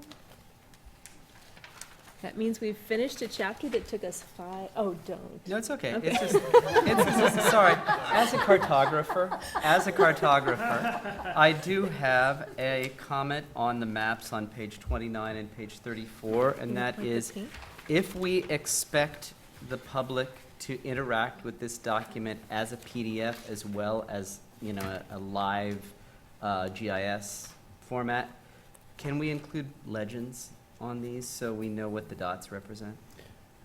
We've talked about that. Yeah, we're trying not to encourage that to get people to go into the maps, because if you pull up some of these maps, what we're showing as the photo is barely the surface of some of these maps. So we're trying to get people to get into that next level to get to the legend and see what all they have to offer.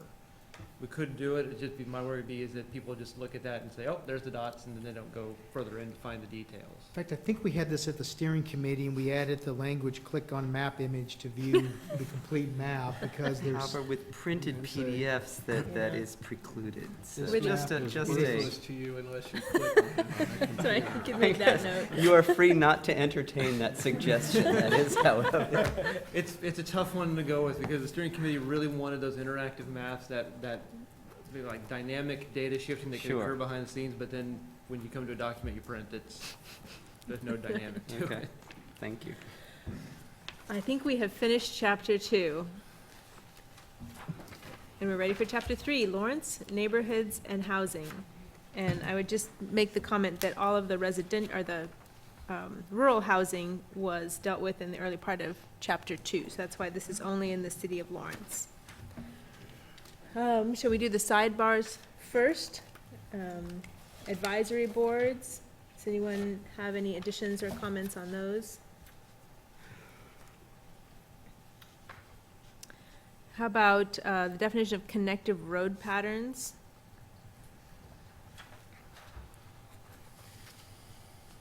Aside from loving the Gestalt images, I think that is, it's a very intuitive way to communicate, you know, that material. And they're all real places.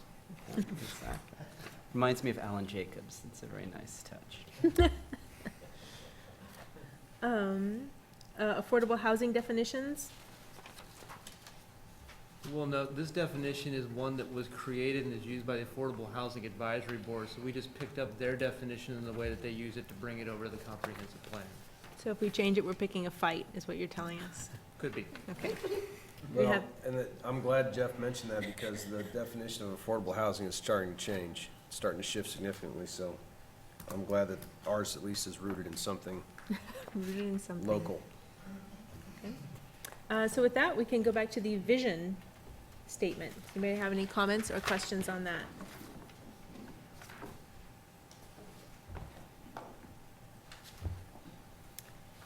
About goal number 1.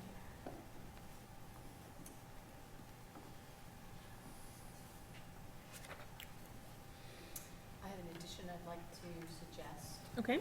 1.7, integrate public transportation to ease traffic congestion and provide greater and more varied access to the larger community. I noted that the 1.5 talks about integrating non-motorized transportation options when possible. But I thought by integrating public transportation, the public transportation goes into the neighborhoods as a way of reducing traffic congestion. And actually also that promotes the access to the larger community, which I believe is is the goal. Do you want to read that suggested language again? Integrate public transportation to ease traffic congestion and provide greater and more varied access to the larger community. I like the suggestion. What do transportation folks think? I might even add parking.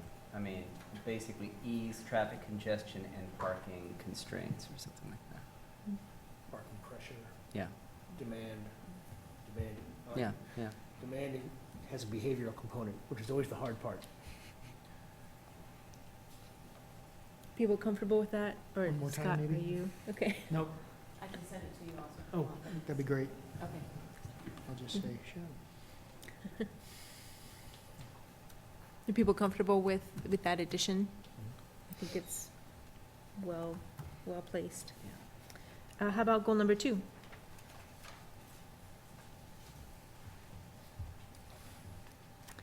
On 2.4, I'd like to recommend changing the wording man-made to constructed features.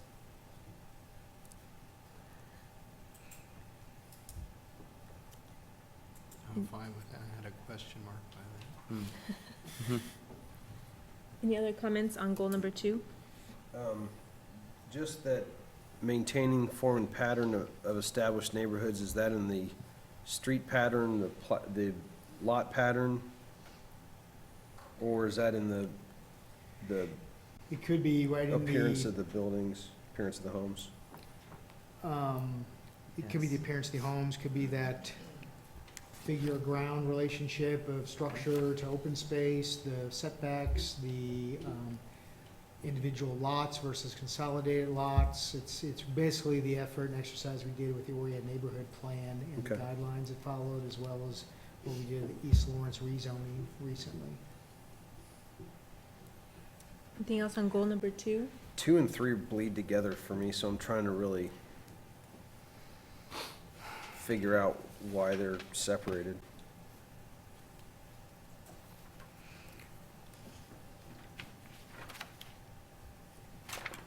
If I could, it seems to me that the goal 2 is more about not only our existing neighborhoods, but really what we're creating as we build new neighborhoods in our city. And goal 3 is more about preserving what the historic things we already have. I think, to me, it seems like 2 is more about new construction, in a very broad sense. I agree with what you're saying when you talk about the text of 2 versus the highlighted bolded text of 2 versus the highlighted bolded text of 3. But one is talking form and pattern. They're both kind of talking about form and pattern of established neighborhoods under 2, which I don't know, Jeff, can you give a little perspective of why that was broke out the way it was, maybe? This chapter really began out of about every other chapter in Horizon 2020. We pulled the bits and pieces out of all the chapters where it kind of spoke to neighborhoods, and we tried to put them into one whole. The strive behind number 2 is really to talk about more of those elements that were related to, let's say, social conditions, but that cultural element of a neighborhood, kind of those linkages and ties. 3 is really starting to talk more about your physical and built environment, your aesthetics and the appearance of a neighborhood. That was the hope and the intent behind that. Steering committee did spend a bit of time trying to really set these apart from each other in some way, because they felt that when you were pulling these out as just one item, they didn't quite go together as a whole necessarily, but if you had them apart, they had their components to each, but there is a lot of overlap between the 2. Okay. I think the only other thing I would say about this, and it might be a little conceptual, but when we're talking about neighborhood boundaries, there really is no such animal. I mean, there's tradition, the Barker, the Pinckney, there's those, but they're still kind of, in the code, they're well defined. And the neighborhood associations are well defined, et cetera, but the edge of one and the edge of other, there's little difference between those 2 sides of the road. And I just, Commissioners, and just to add to that, and there are also gaps between the 2. certainly, and so what, Sometimes. But and- it's are we gonna have the, Well, the thing Soto is, Sopa between this neighborhood and that neighborhood? well, the neighborhoods basically created their own boundaries, and then the city recognized them, so that's how we are where we are. Yeah, it's how the And I- neighborhood identifies And I like, itself. and I like that, but do we formalize it to such an extent by putting up Well, constructed features? So this came out, frankly, I'll just tell you how the steering committee discussion went. This came out of the discussion of, as Lawrence moved west, neighborhoods got a little more undefined, a little more sterile, right? And it's hard to say where you're at, because there's no marker, there's no identification. One subdivision plat runs into another one, and, the coolest places on earth, or where you can identify with, I live in Soho, or, you know, somewhere like East Lawrence or North Lawrence. I mean, you've got an identity that you can relate to. And so it was intended to support that if a neighborhood wants to create an identity of its own, or as one grows organically up, either through a new, think of the west side that around Langston Hughes and those areas, Rock Chalk Park, what's going to come out of that we want to help them identify maybe something for themselves. That's really what it is. It's not, you know, won't be detrimental if we don't get there, but it was kind of an aspiration in working with the steering committee that, you know, Lawrence kind of thrives on different identities of its neighborhoods. And so in that vein, it says 3.2, maintain historic structures and elements to help conserve unique aspects. I would like to see some sort of, or I'd like to hear discussion around, and if someone just tells me to be quiet, that's fine too. I'm holding my tongue. Okay. Some sort of integration of the concept of defining something through constructed features or natural in 2.4, and highlighting historic structures or elements of neighborhoods in 3.2. There's a great, it's on, Next Door. There's a great group in Next Door that talks about historic aspects of Lawrence neighborhoods. And someone goes through an awful lot of research talking about who these people were and what they did, and especially in the early foundings of the town. And to have that integrated in some sort of, it's probably south of a historical marker or something, but to have that displayed, that would be, I think, where the historic neighborhoods would want to go. Even though I don't live in a historic neighborhood, so I can't represent their views, It's but. like maybe the language we have here supports what you're talking about. Okay, all right. Getting some nods. Any other comments about goal number 3? I suggest that we add somewhere, since these 2 and 3 kind of overlap and are the whole of what the neighborhoods are, that there's nothing in the chapter that encourages neighborhood plans. Could we have something like a 3.4 that the policy is to encourage and support neighborhoods and development of a neighborhood plan?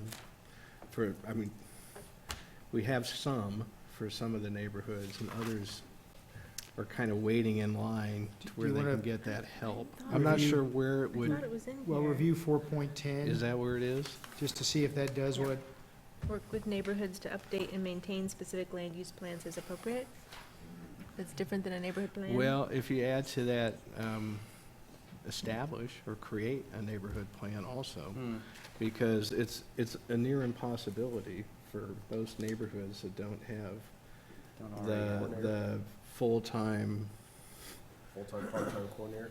Right, the put together the effort to get through that whole process. So there is a need for some city support in getting the neighborhood plans completed.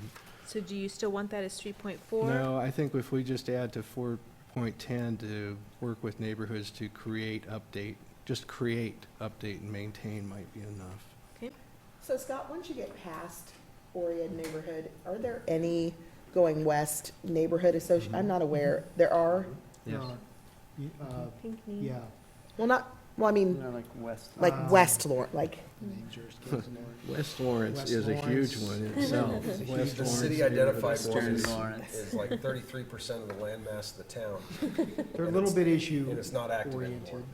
Which will split up eventually. on It'll its split own, up I think. eventually once, yeah. But There's pockets in there. There are others that surround the university, and the latest one is actually Schwegler has created an association.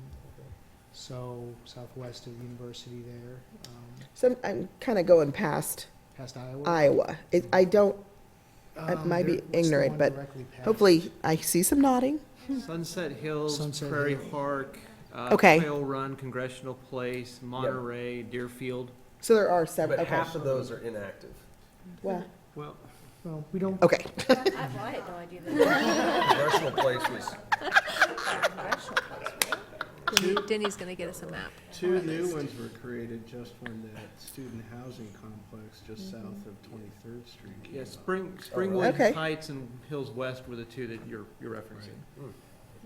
But to Commissioner Sands' point, they tend to coalesce when there's an issue on the table versus monthly regular meetings. And I just Oh, that say, big green one? as a matter of history, the West Lawrence Neighborhood Association, that entire area mobilized about the, no, it wasn't Walmart, it was the business park plan on Castle, which is, we've seen parts of it come back to be rezoned and everything. It was all about what was going to go in there. That's what the West Lawrence Neighborhood Association was formed to address. And now, as things have evolved, I think little pieces of it are starting to split off for specific issues. You mean the go-kart place? Is that? The family fun zone? No, it was. I mean, because we don't it was typically the hear, I mean, I don't research- recall really hearing about the any, research park that anyone's has got the clock kind of north tower, of, and or we west did of many downtown, warehouses in, frankly, and or the that Orient, was- so. That was the impetus for that. They're not, they have different levels of activity. My point is, how do you know, if you're familiar, you know sort of what you're driving through. I think the only, and I could be completely wrong, the one I was familiar with marking an area was, I think, the Hillcrest neighborhood, just east of the Scooters Coffee Shop. Put a nice stone monument up, Oh, and there it's is. kind of, this is our neighborhood, you know, and other cities maybe do banner programs or highlight a street or something, and you're familiar with all these things. We need to talk about supporting those efforts, if the neighborhoods want that. Well, that basically speaks to goal 3.3, which is neighborhoods tend to form their identity around some particular landmark or feature of community meaning. And historically in Lawrence, that's been elementary schools. And I think one of the reasons Hillcrest put that in there was because that happened precisely at the time when the school board was considering closing Hillcrest School. And it was kind of a way of articulating, hello, we are a neighborhood.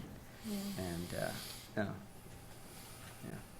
And you're right, you look at all the school names and the neighborhood names, and they're, you're right. Overlap. Commissioner Strucker? I think it's appropriate and a good idea. The city is there to support and encourage when neighborhoods organically and naturally form their boundaries and whatever they're coalescing around. There's many ways for neighborhoods to develop, and our cities develop from the inside to the outside. And, you know, we've had experiments with new urbanism and kind of planned communities and things like that. And that's a way to define a neighborhood, certainly, if something like that works out well.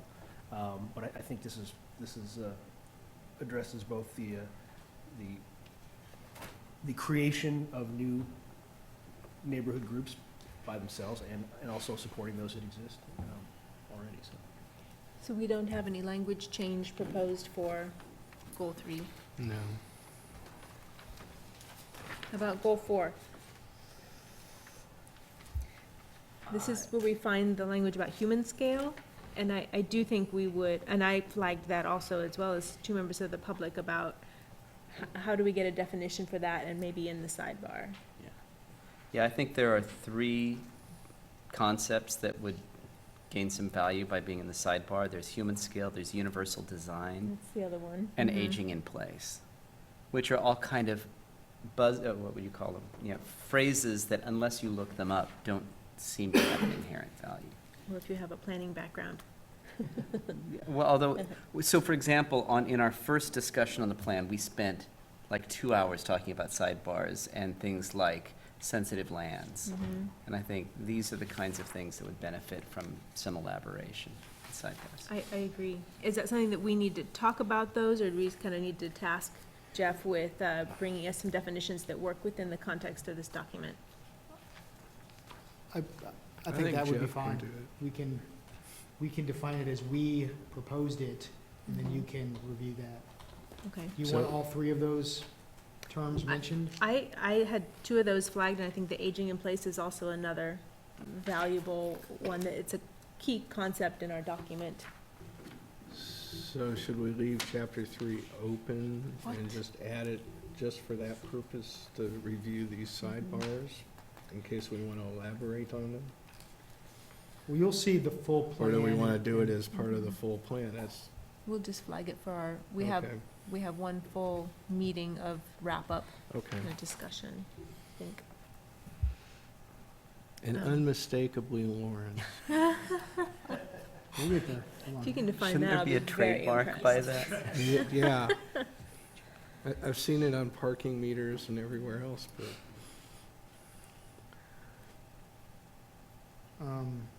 Aging in place. Yeah, human scale, universal design, and aging in place. Are people comfortable with letting Jeff bring us some definitions for that we'll see at the end? Of course. Okay. He's got us this far. What else in goal number 4? I would like to reinforce the public comment that I think this unmistakably Lawrence is something that feels a little buzzy. I don't know, feels a little like a trademark. And I mean, other words could communicate the same concept. Well, as we're creating a place to allow. Uniquely characteristic of Lawrence, or something like that. I don't know. I think we could strike it and still maintain the text there. Create a place to allow neighborhood residents to gather, ensuring future neighborhood continuity or something like that. Because we're just looking at allowing gathering spaces. Although, maybe I should turn it back to Jeff and ask, is there something about that goal that is meant to connect the neighborhood to the identity of Lawrence as a whole? Part of it is about cohesiveness of the neighborhood, but part of it is about connecting the neighborhood to Lawrence as a greater. I'll try to convey the steering committee's intent with that one as best I can. Their concern, and what they heard a lot during the issue action report, is there was nothing that made neighborhoods in West Lawrence feel like Lawrence. Mm. They noticed there was a disconnect to it when we got a comment from, during one of the open houses, that once you cross Iowa, you're not in Lawrence. You're in some other community and you've transitioned out. The steering committee didn't want that to perpetuate beyond reasonable. They wanted to kind of bring that neighborhood connectivity back to the whole of the city, where you would identify as being in Lawrence as much as you were on Wakarusa as you would be in Old West. Now, that was their hope and their intent. I think we may have actually put this in here before it became the phrase you see for visitor center. But that was, the hope of that was to kind of bind the community as a whole back to itself and say, just because you cross a certain northwest street doesn't mean you've left Lawrence. well, how Just do a you little say bit. that? To the point that schools become that place in many regards. Could we use community continuity and ensure that future neighborhoods have community continuity? That would kind of be both within themselves and within the larger community. What does that mean? Like what, I mean, you unmistakably, Lawrence, kind of, I think we have a vision of what our community is. So I don't necessarily have a problem with that word. It's kind of wonky, but I like it. Okay. But what would you put? I mean, I kind of like your phrase that you used. Consistent. No. No. Characteristic of Lawrence. Something, but there's got to be a way to tie it back without using big words. We could leave it like it is, too. I mean, I kind of like it. The steering committee tied back to this. If you go to page 4 in the plan, they tied it back to the last bullet point under the vision statement for LIVE. They connected item. That was preservation and celebration of our rich heritage along with new places with unique character. So that was their threading of that item kind of forward to the document. I'd say leave it.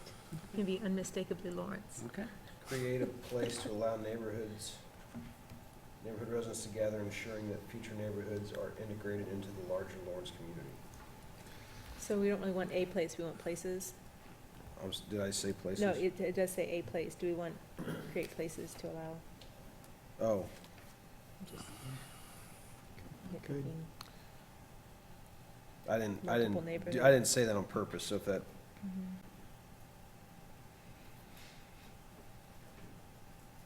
Are we leaving unmistakably Lawrence, or do we have a different suggestion? Leave it?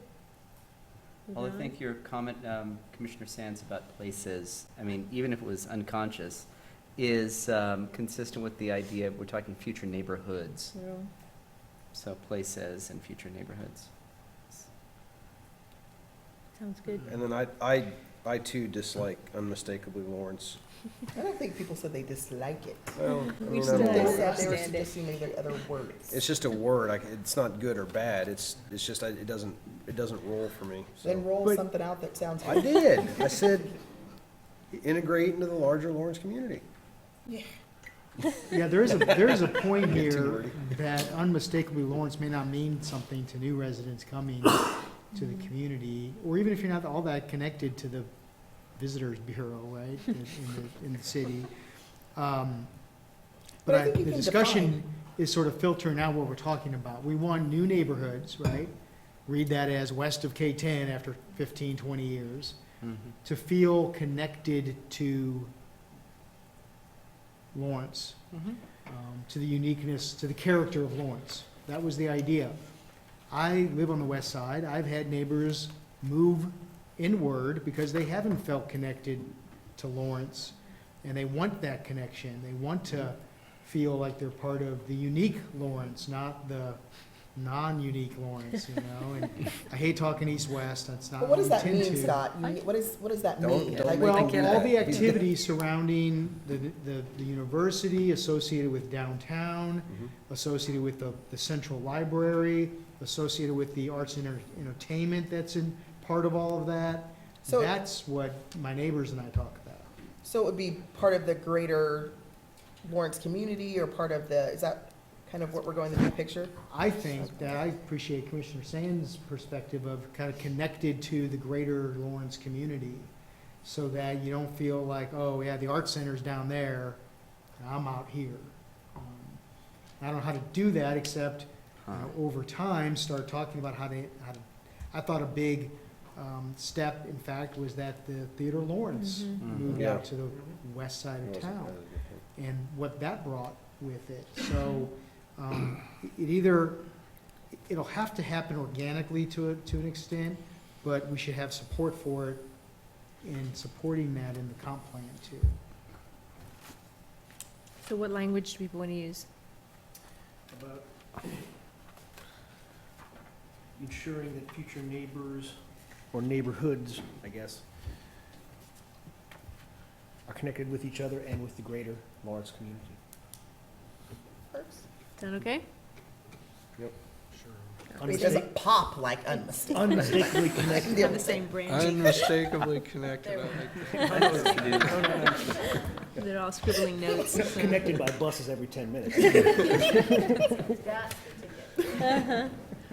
Any other comments within goal 4? Quick one on 4.1, and it's not about the phraseology, but, Scott, I think, looking back at the implementation plan, I think 4.1 would be a valuable one to add to the backboard of stuff that we need to try to implement someday. Because I know a lot of these are aspirational, some more technical and some more adaptive, and I think that's a really good one. Just a recommendation. Go ahead. Could I ask for elaboration on public health planning and its incorporation into land use planning? Can you, what are we talking about? Sidewalks? No, Bike there's lanes? Where do you see that? there's a whole 4.9, excuse me. segment of the planning industry related to public health planning and doing sort of impact assessments, health impact assessments they're called, to, and other programs that help connect land use planning, transportation planning, capital improvement planning, to determine whether or not, to determine what its impact on health for humans is. Okay. So Some cities require that a health impact assessment, for example, be part of the development process. So you're going to put up a high-rise building on the fringe of downtown. What does that mean to the health of humans? Did it just displace a cost-effective grocery store? Did it take out a bike trail? Did it take off out a park? How does that affect health? Okay. So there's this evolving trends in health planning, public health planning, that is emerging. Yeah. Okay. Some of that also kind of leads towards having somewhere to walk to, not just the ability to walk from. And that kind of goes back to that connection to neighborhood commercial and bringing those ties back in. Okay.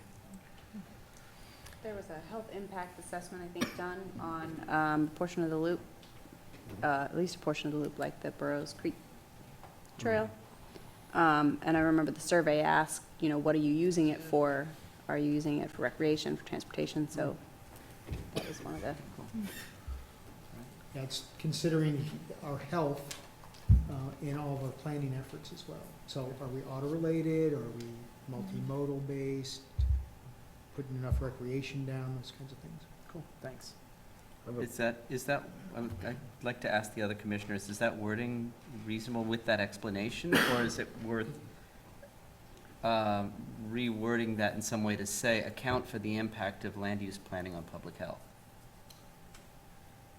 I think that's saying about the same thing. I mean, I bring, I guess I can share my experience with the Live Well group. You know, we had a group, a subgroup called the Healthy Built Environment.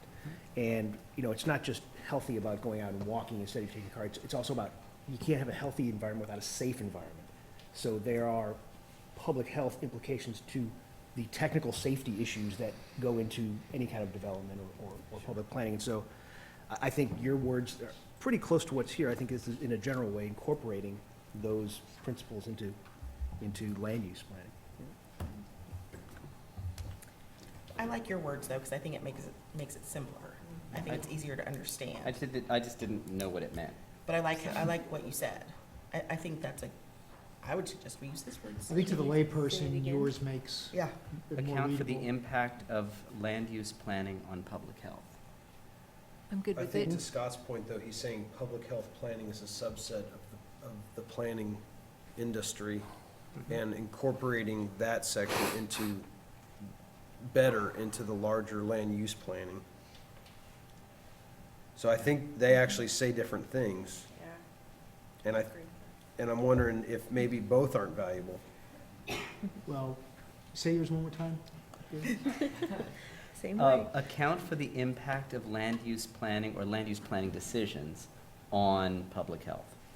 Because you could combine them and say, incorporate public health planning into land use planning to account for its impacts on Public health. public health, yeah. It Yeah, may sound a little redundant, but It it would does. certainly get us there. Because in the STAR goals that we had the presentation on before, there's a whole list of them: active living, community Sure. health and health system, emergency prevention and response, food access and nutrition, indoor air quality, natural and human hazards, and safe communities. Just a whole row. And of it's them, I that guess. whole grouping that is public health planning. Right. Yeah. As long as it has a meaning, I'm not meaning to dispute its presence, I'm just Sure. making sure it's understandable. And So- understandable to the layperson, which is important for this document. Exactly. To me, at first looking at it, I was like, are you talking about health facilities? Are you talking about, you know, yeah, so just,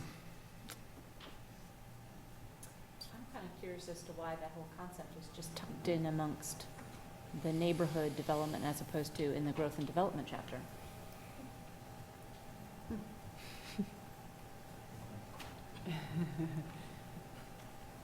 I agree with that. It's just kind of just there. well, because it's part of a safe, functional, and aesthetically unique residential environment. But it's not just neighborhoods. But, yeah. You're right, it's not. It's, I think it crept in because neighborhoods are where we live. But we also work and play, and there's the whole of the development areas. We can move it. Do we, I would like to see it have a larger impact on growth and development.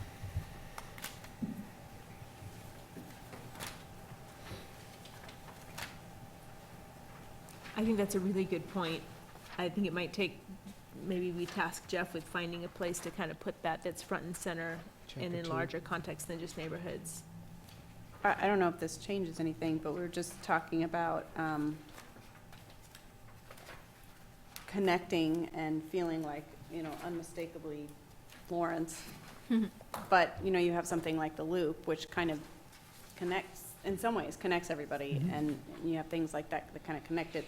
But it's also really comes into that public health planning and the land use planning. So I don't know how those two can be, you know, the connecting neighborhoods or making neighborhoods feel not only part of their neighborhood, but part of the community. I think those two things are pretty important together, so I don't have any solutions for wording or where it should go, but. So can we task Jeff with that, with finding a good spot for that, and then we'll see that in the final document? Sounds Are we good to me. with that? I think that's a good catch.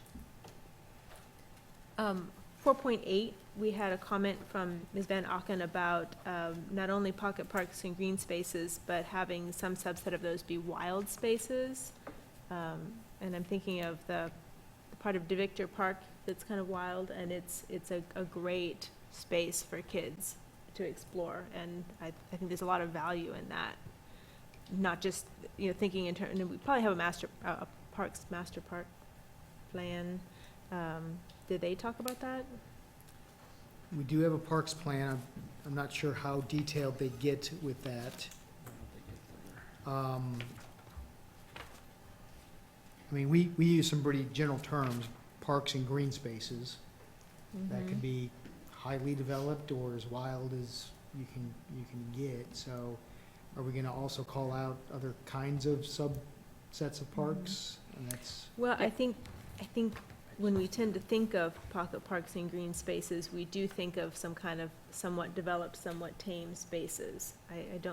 Until Ms. Van Auken flagged it, I really hadn't thought of it in terms of that, you know, having some wild space available. Yeah, we do have that on page 69 in part. In the community resources portion, goal 4 talks about connections with greenways, riparian corridors, and other methods.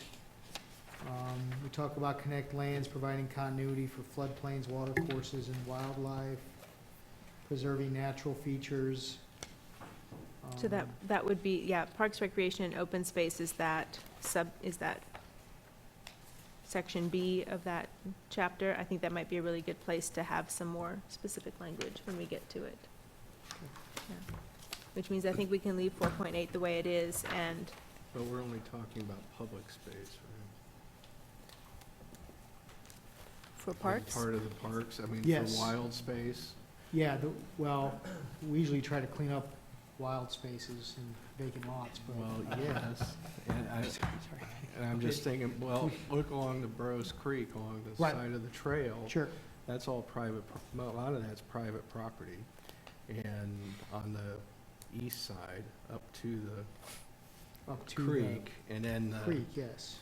I mean, and then the east side of the creek to the trail is public property, so there are a lot of issues at play, and with the wild spaces and liability issues and all those. And then just the perception, just inside the neighborhoods, anything goes wild, you usually have somebody that's railing against, cut that down, clean it up. I don't want the animals next to my house, but, you know. Yeah, I mean, when I think about wild spaces, I think about, take the Lynx development, they're preserving all that woodland area, and it's not developed, and through our plating methods, we've placed those in tracks, and they maintain it in that fashion. There's other developments that propose playgrounds, and it's smaller in nature, and so if it's a development plan issue, then you'll see the nature of the open space required, usually of planned developments, right? 20% of it has to be maintained. It can be developed into active areas, or it can be held as protected wildland in whatever form. So it does no harm to add that language. I just wonder, I'm just thinking about the readability and how this is constructed, what level of detail we want to call out in our policies. I'm just bringing that up because of the liability issues. I spent most of my childhood trespassing in woods and Didn't everything we all? else, and having, that's where we spent all our days. But if it's actually a city policy to maintain wild space inside the city, it's another level of consideration. And even some of the, like the links, you have that invitation of the wild space to bring people on. Kids are gonna go there. That's just the nature of it, so I don't know where the city wants But to come down on these things. There's another type of green space at the links, and that's a manicured golf course. So not so wild. Your shop may be wild, but the green space, so you got two examples right there on it, so. So on 4.8, what's our language suggestion? Leave it like it is, or incorporate something about wild spaces in this place, knowing that we will get to talk about parks, recreation, and open space in the future? Like Wednesday, near future.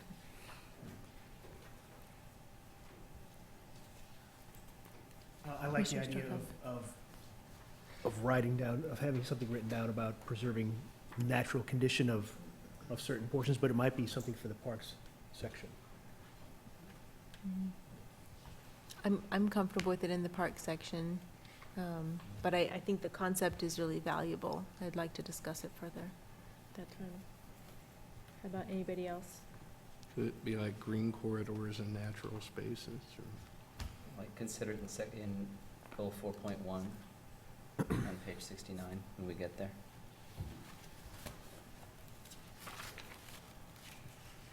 I just flagged it somewhere in goal 4. Okay, fair enough. It's fine with me. Okay, so we're maintaining the language as it is for our current goal 4 in neighborhoods. Yeah, I really do think the natural conditions is a great concept and something we do need to address, yeah, for Okay. sure. Any other comments on goal 4? Anything within goal 4? Just a quick one on 4.2. When we talk about incorporating a mixture of housing type styles, densities, and price ranges, the densities within neighborhoods is controlled, but there are house scale, higher density projects that could develop infill-wise in those neighborhoods. 4plexes and 8plexes and, some of the redeveloped homes in the Oriad neighborhood that I know that Paul Warner put up, there were house scale, maybe a little bit larger, that were multifamily dwelling. When we talk about incorporating a mixture of housing types, I assume we're talking about those, but does our current zoning kind of de facto prohibit that? If it's an RS7, for example? Well, it does and it doesn't, I would say. In terms of the lot size, we do have certain minimums. Sure.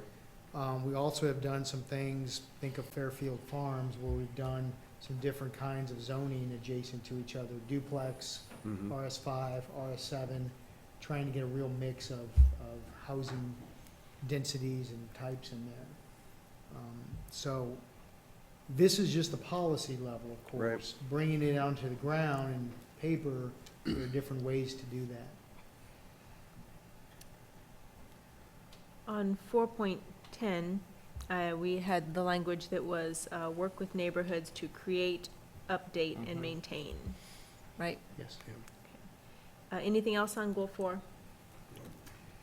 411, it seems like maybe we should have stronger or more active language there. Instead of plan for and incorporate, maybe develop or establish, or as we did in, where was develop and maintain, that sort of thing. We're planning for it, right? Mhm. And we're incorporating it, but it's not something that's just going to be there that we have to make it, right? We have to Mhm. develop this system as a city. and So what- county. But perhaps, plan, Develop and incorporate? develop and incorporate, yeah. I mean, if we develop, I think includes planning, right? I think develop is probably the word that I want to get in there. Okay. And so to develop and incorporate, does that cover what you I want? would, I think. Okay. Is that, We do that, right? Well, I would suggest plan, develop, and incorporate, because when I read this, I was thinking about bringing in new land that isn't actually hooked up into any multimodal area, but we get the infrastructure in, hoping that we can push through the existing areas to hook up to the new I'm areas. So fine with that, yeah. Plan, develop, and incorporate. all right. How do people feel about that? It's a little more active Mhm. on the city's part. Okay. I think that sounds good. Goal 5. This is the age in place that we will pull out and have a definition in the sidebar. And the universal design. Yeah, that's in here too. Any other comments on goal 5? About goal 6? In the heading or under 6.0, it says for all segments, and I assume that means segments of the population or for all populations through the community? Is that what? Yes. Okay, so we say for all populations throughout the community, is that a little clear?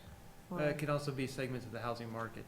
Oh, okay. So you can have segments where people looking for a certain bedroom type or a certain proximity to an amenity like transportation routes. So it can be segment of the population and segment in the community. Mhm. So this is a particular planning definition of the word segment? It is, it's a particular application in the word for the Affordable Housing Advisory Board and the way they go about their work. Okay. Maybe we need to define that one also.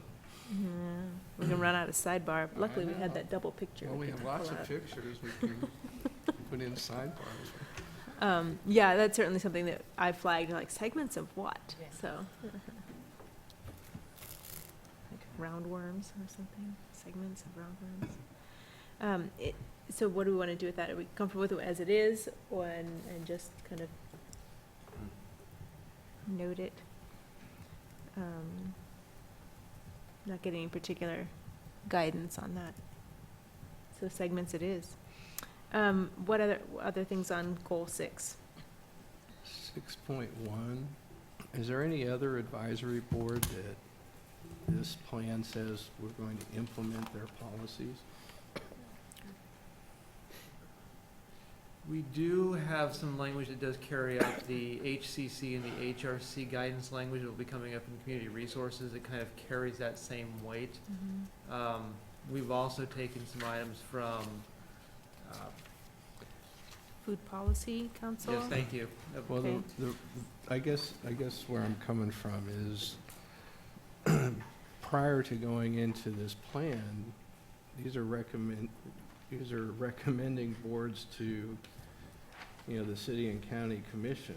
Don't they have to adopt it before we say we're going to do it in the plan? And Affordable Housing is Consider- working through a toolkit right now about how to kind of get some of these on the ground based on their studies that they've conducted and just trying to ground some of those more into policies and guidance items. This was our way of kind of giving them support and carrying it forward for the land development code and trying to put those into something that we could kind of carry up. You're seeing a little bit of this right now with the Affordable Housing Text Amendment that's been moving around between the boards at the moment. So it's trying to ground some of that more into code. To Commissioner Carpenter's point, though, doesn't it kind of abdicate our role and the city and county commission's role when we say whatever the policies of the Affordable Housing Board are, we're going to implement them? I mean, we can't really do that. Not necessarily to say that it does that. It's kind of the same line as you with the recommending. You can take a look at it, evaluate it from the land use perspective while they're looking at it from an affordable housing standpoint, kind of with that text amendment. You're going to view it in a very different light than how they're going to view it from the economic standpoints of it. So it's really, it's bringing the best of both governing bodies and, both bodies together to kind of line those up to make sure they best fit. Can it be implemented, adopted policies or something like that? I mean, Evaluate and act upon. yeah, something that policies. says it has to be reviewed by the governing bodies before. Yeah, and they are. We have Right. been feeding things to the city commission and getting their review and adoption of sorts with it. But perhaps there's a way we can look at this and maybe Okay. look at some reframing of that, because you're right, for one board to implement a policy of another, it's not really their policy, it's a city policy that may come from the Affordable Housing Board, but it's a city governing board policy. Not to mention we're picking out Affordable Housing Advisory Board when there are lots of other advisory bodies. Well, we do lean on others, though, throughout this entire document. And again, it may not be you that's doing this. This is the comprehensive plan that it may be helpful to a policy that the Affordable Housing Board wants to have considered. And so they'll look to the comprehensive plan. But we could use it in text amendments, development applications. What you're going to find is as we send out these notice of funding documents each year to use the sales tax money, many of them will have development implications. And so you will see them as the planning commission, and you will have, I consider your role equal to sort of your role in HRC, the BZA, the Affordable Housing Board. You're all going to be in the development arena together on some level. So you'll come up with some wording that. Yeah, we'll look at that. What's that? Okay. I wondered, nowhere in this chapter do we talk about sidewalks? Is that, Intentional? Pedestrian experience or something, right? But is that something that needs to be in here, or is this our multimodal We hit covers it, we hit it pretty hard in transportation chapter, Okay, just citywide, okay. as multimodal, safe routes to school, so I feel pretty 5.3 comfortable it's in there. implies, but Yeah, there's pedestrian spaces. can I ask in section 6, does it make sense to talk about sort of the evolving definition of affordability and the changing market conditions? I mean, this is something we've been talking about with respect to short-term rentals and just, I mean, recognizing that over a 20-year time span, I mean, this is true everywhere, but particularly with respect to affordable housing, does it make sense to stipulate that we should respond to changing market conditions to maintain affordability over the life of the plan, or something like that? Or is that just I taken think for granted?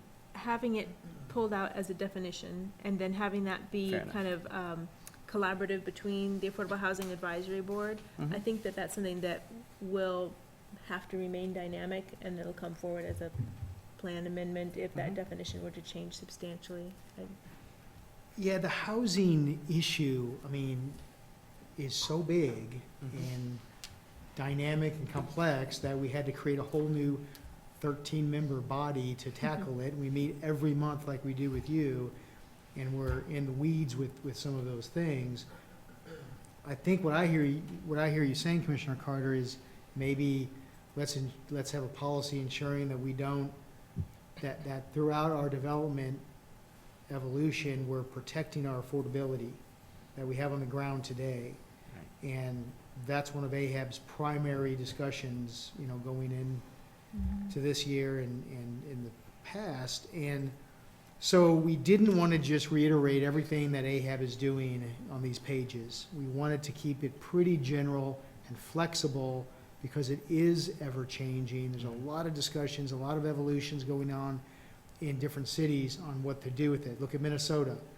What was it, Minneapolis, I think, just went from just sort of completely revised their single-family districts to allow up to 3 units per lot. That's pretty interesting stuff going on right now. You've got all of the impacts of short-term rentals on housing. you've got inclusionary zoning issues, you've got states and cities fighting back and forth. It's almost too dynamic right now to put a lot of policy to, in my mind. Maybe we get there at some point, but I think having this link to the Affordable Housing Board is the best Fair thing we enough. can do with it right now at this time. It was that very dynamic nature that I thought merited being reflected in the plan, but I hear what you're saying. Any other comments on goal number 6? Commissioner Sinclair. The wording I thought in 6.2 is a little bit awkward, maybe, or maybe I'm just reading it wrong, but the use of developments twice sounds weird when you read it. And encourage developments to account for all income ranges when creating new developments and subdivisions. Would it be the same if we just said encourage new developments and subdivisions to account for all income ranges? What if you just put in encourage consideration of all income ranges at the beginning? I think that would be all right. Yeah. Encourage consideration of all income ranges when creating new developments and subdivisions. Is that what I hear? And Commissioner Sinclair, does that sound I like okay? it, yeah. You okay with that language? Any other comments on goal number 6? We've made it to the end of another chapter, and it's only 9:37. What else do you want to talk about? Let's start over. What's that? Any suggestions from talk about staff the cover as to of what we chapter should be 4. thinking about before Wednesday? Let's talk about that Well, day after. you have the memo. We will give a brief presentation. We have provided notice to all of the applicants for short-term rentals, notifying them of Wednesday's meeting and of a May 14th tentatively scheduled work session with the city commission. And we hope, our plan, we can say this again Wednesday, is taking that memo, and you've got the question or topic, you've got a little blurb from staff answering it from our perspective, and then we hope to, between Wednesday and May 14th, add planning commission comment or response to it. So the chair's role is going to be on those issues, kind of like what we're going through Plan 2040. If you see dissension, is to try to get majority consensus on a response if you sense that there's not.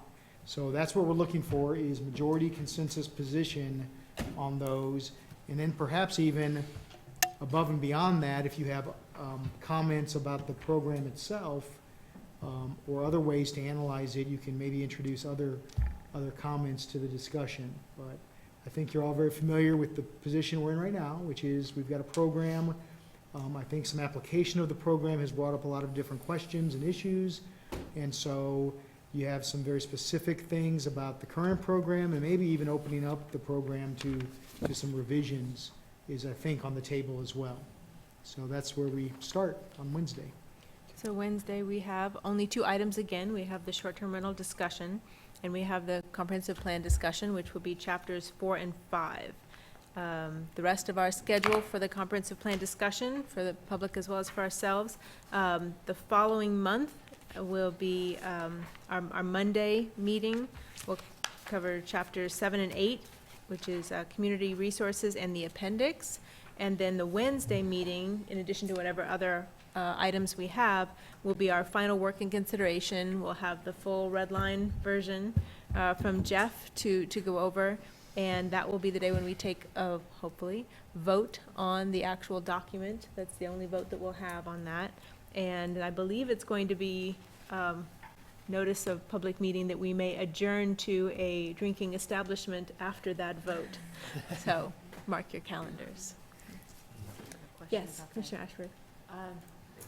Should we finish the short-term rental discussion before midnight, which seems dubious? And we're going to then cover transportation and economic development. I'm wondering about how that affects that schedule you just listed. And also, since the transportation chapter of 2040 there's a whole nother huge document. Right. That's, Stick. right, so any advice for us in how we look at the 2040 plan, knowing that there's this other, Yeah, all along, it's almost just a reference document that has gotten intense public scrutiny, review, input. It already has governing body approval to it, so it's almost like a given to us to slip it into the Plan 2040, just as it is. So for your role, I think it's more just, are you comfortable enough with our summary words, language? But to go in and change it means going back through an entirely new process with an entirely different governing board, because our MPO is a governing board unto itself, but then we also take it to the city commission, because there's at least one map in there that we use in our development code related to the designation of streets. So I wouldn't spend, I guess what I'm saying, what I'm asking you to do is trust that process is very recent, as of March last year, has recently been done and approved at the highest level of local government. So hopefully your work isn't too severe on that. So Thank you for that Commissioner question. Ashworth, everyone else got to see Transportation 2040 just before you came on. So that's why for most of us, we're saying, the concepts have been before us recently, but you get to read the whole thing should you choose to. So I do hope that we can manage our short-term rental discussion within the time frame that also allows us to have the discussion. We'll have Denny place Commissioner Sands next to Commissioner Butler again next month, if possible. I don't know, that may be more trouble than Madam Chair wants to deal. With that, do we have any other discussion or items that we need to cover tonight? Scott? Okay. And thank you to the 3 members of the public who lasted to the end of this discussion. So we are recessed until Wednesday, when we get to do it all over again.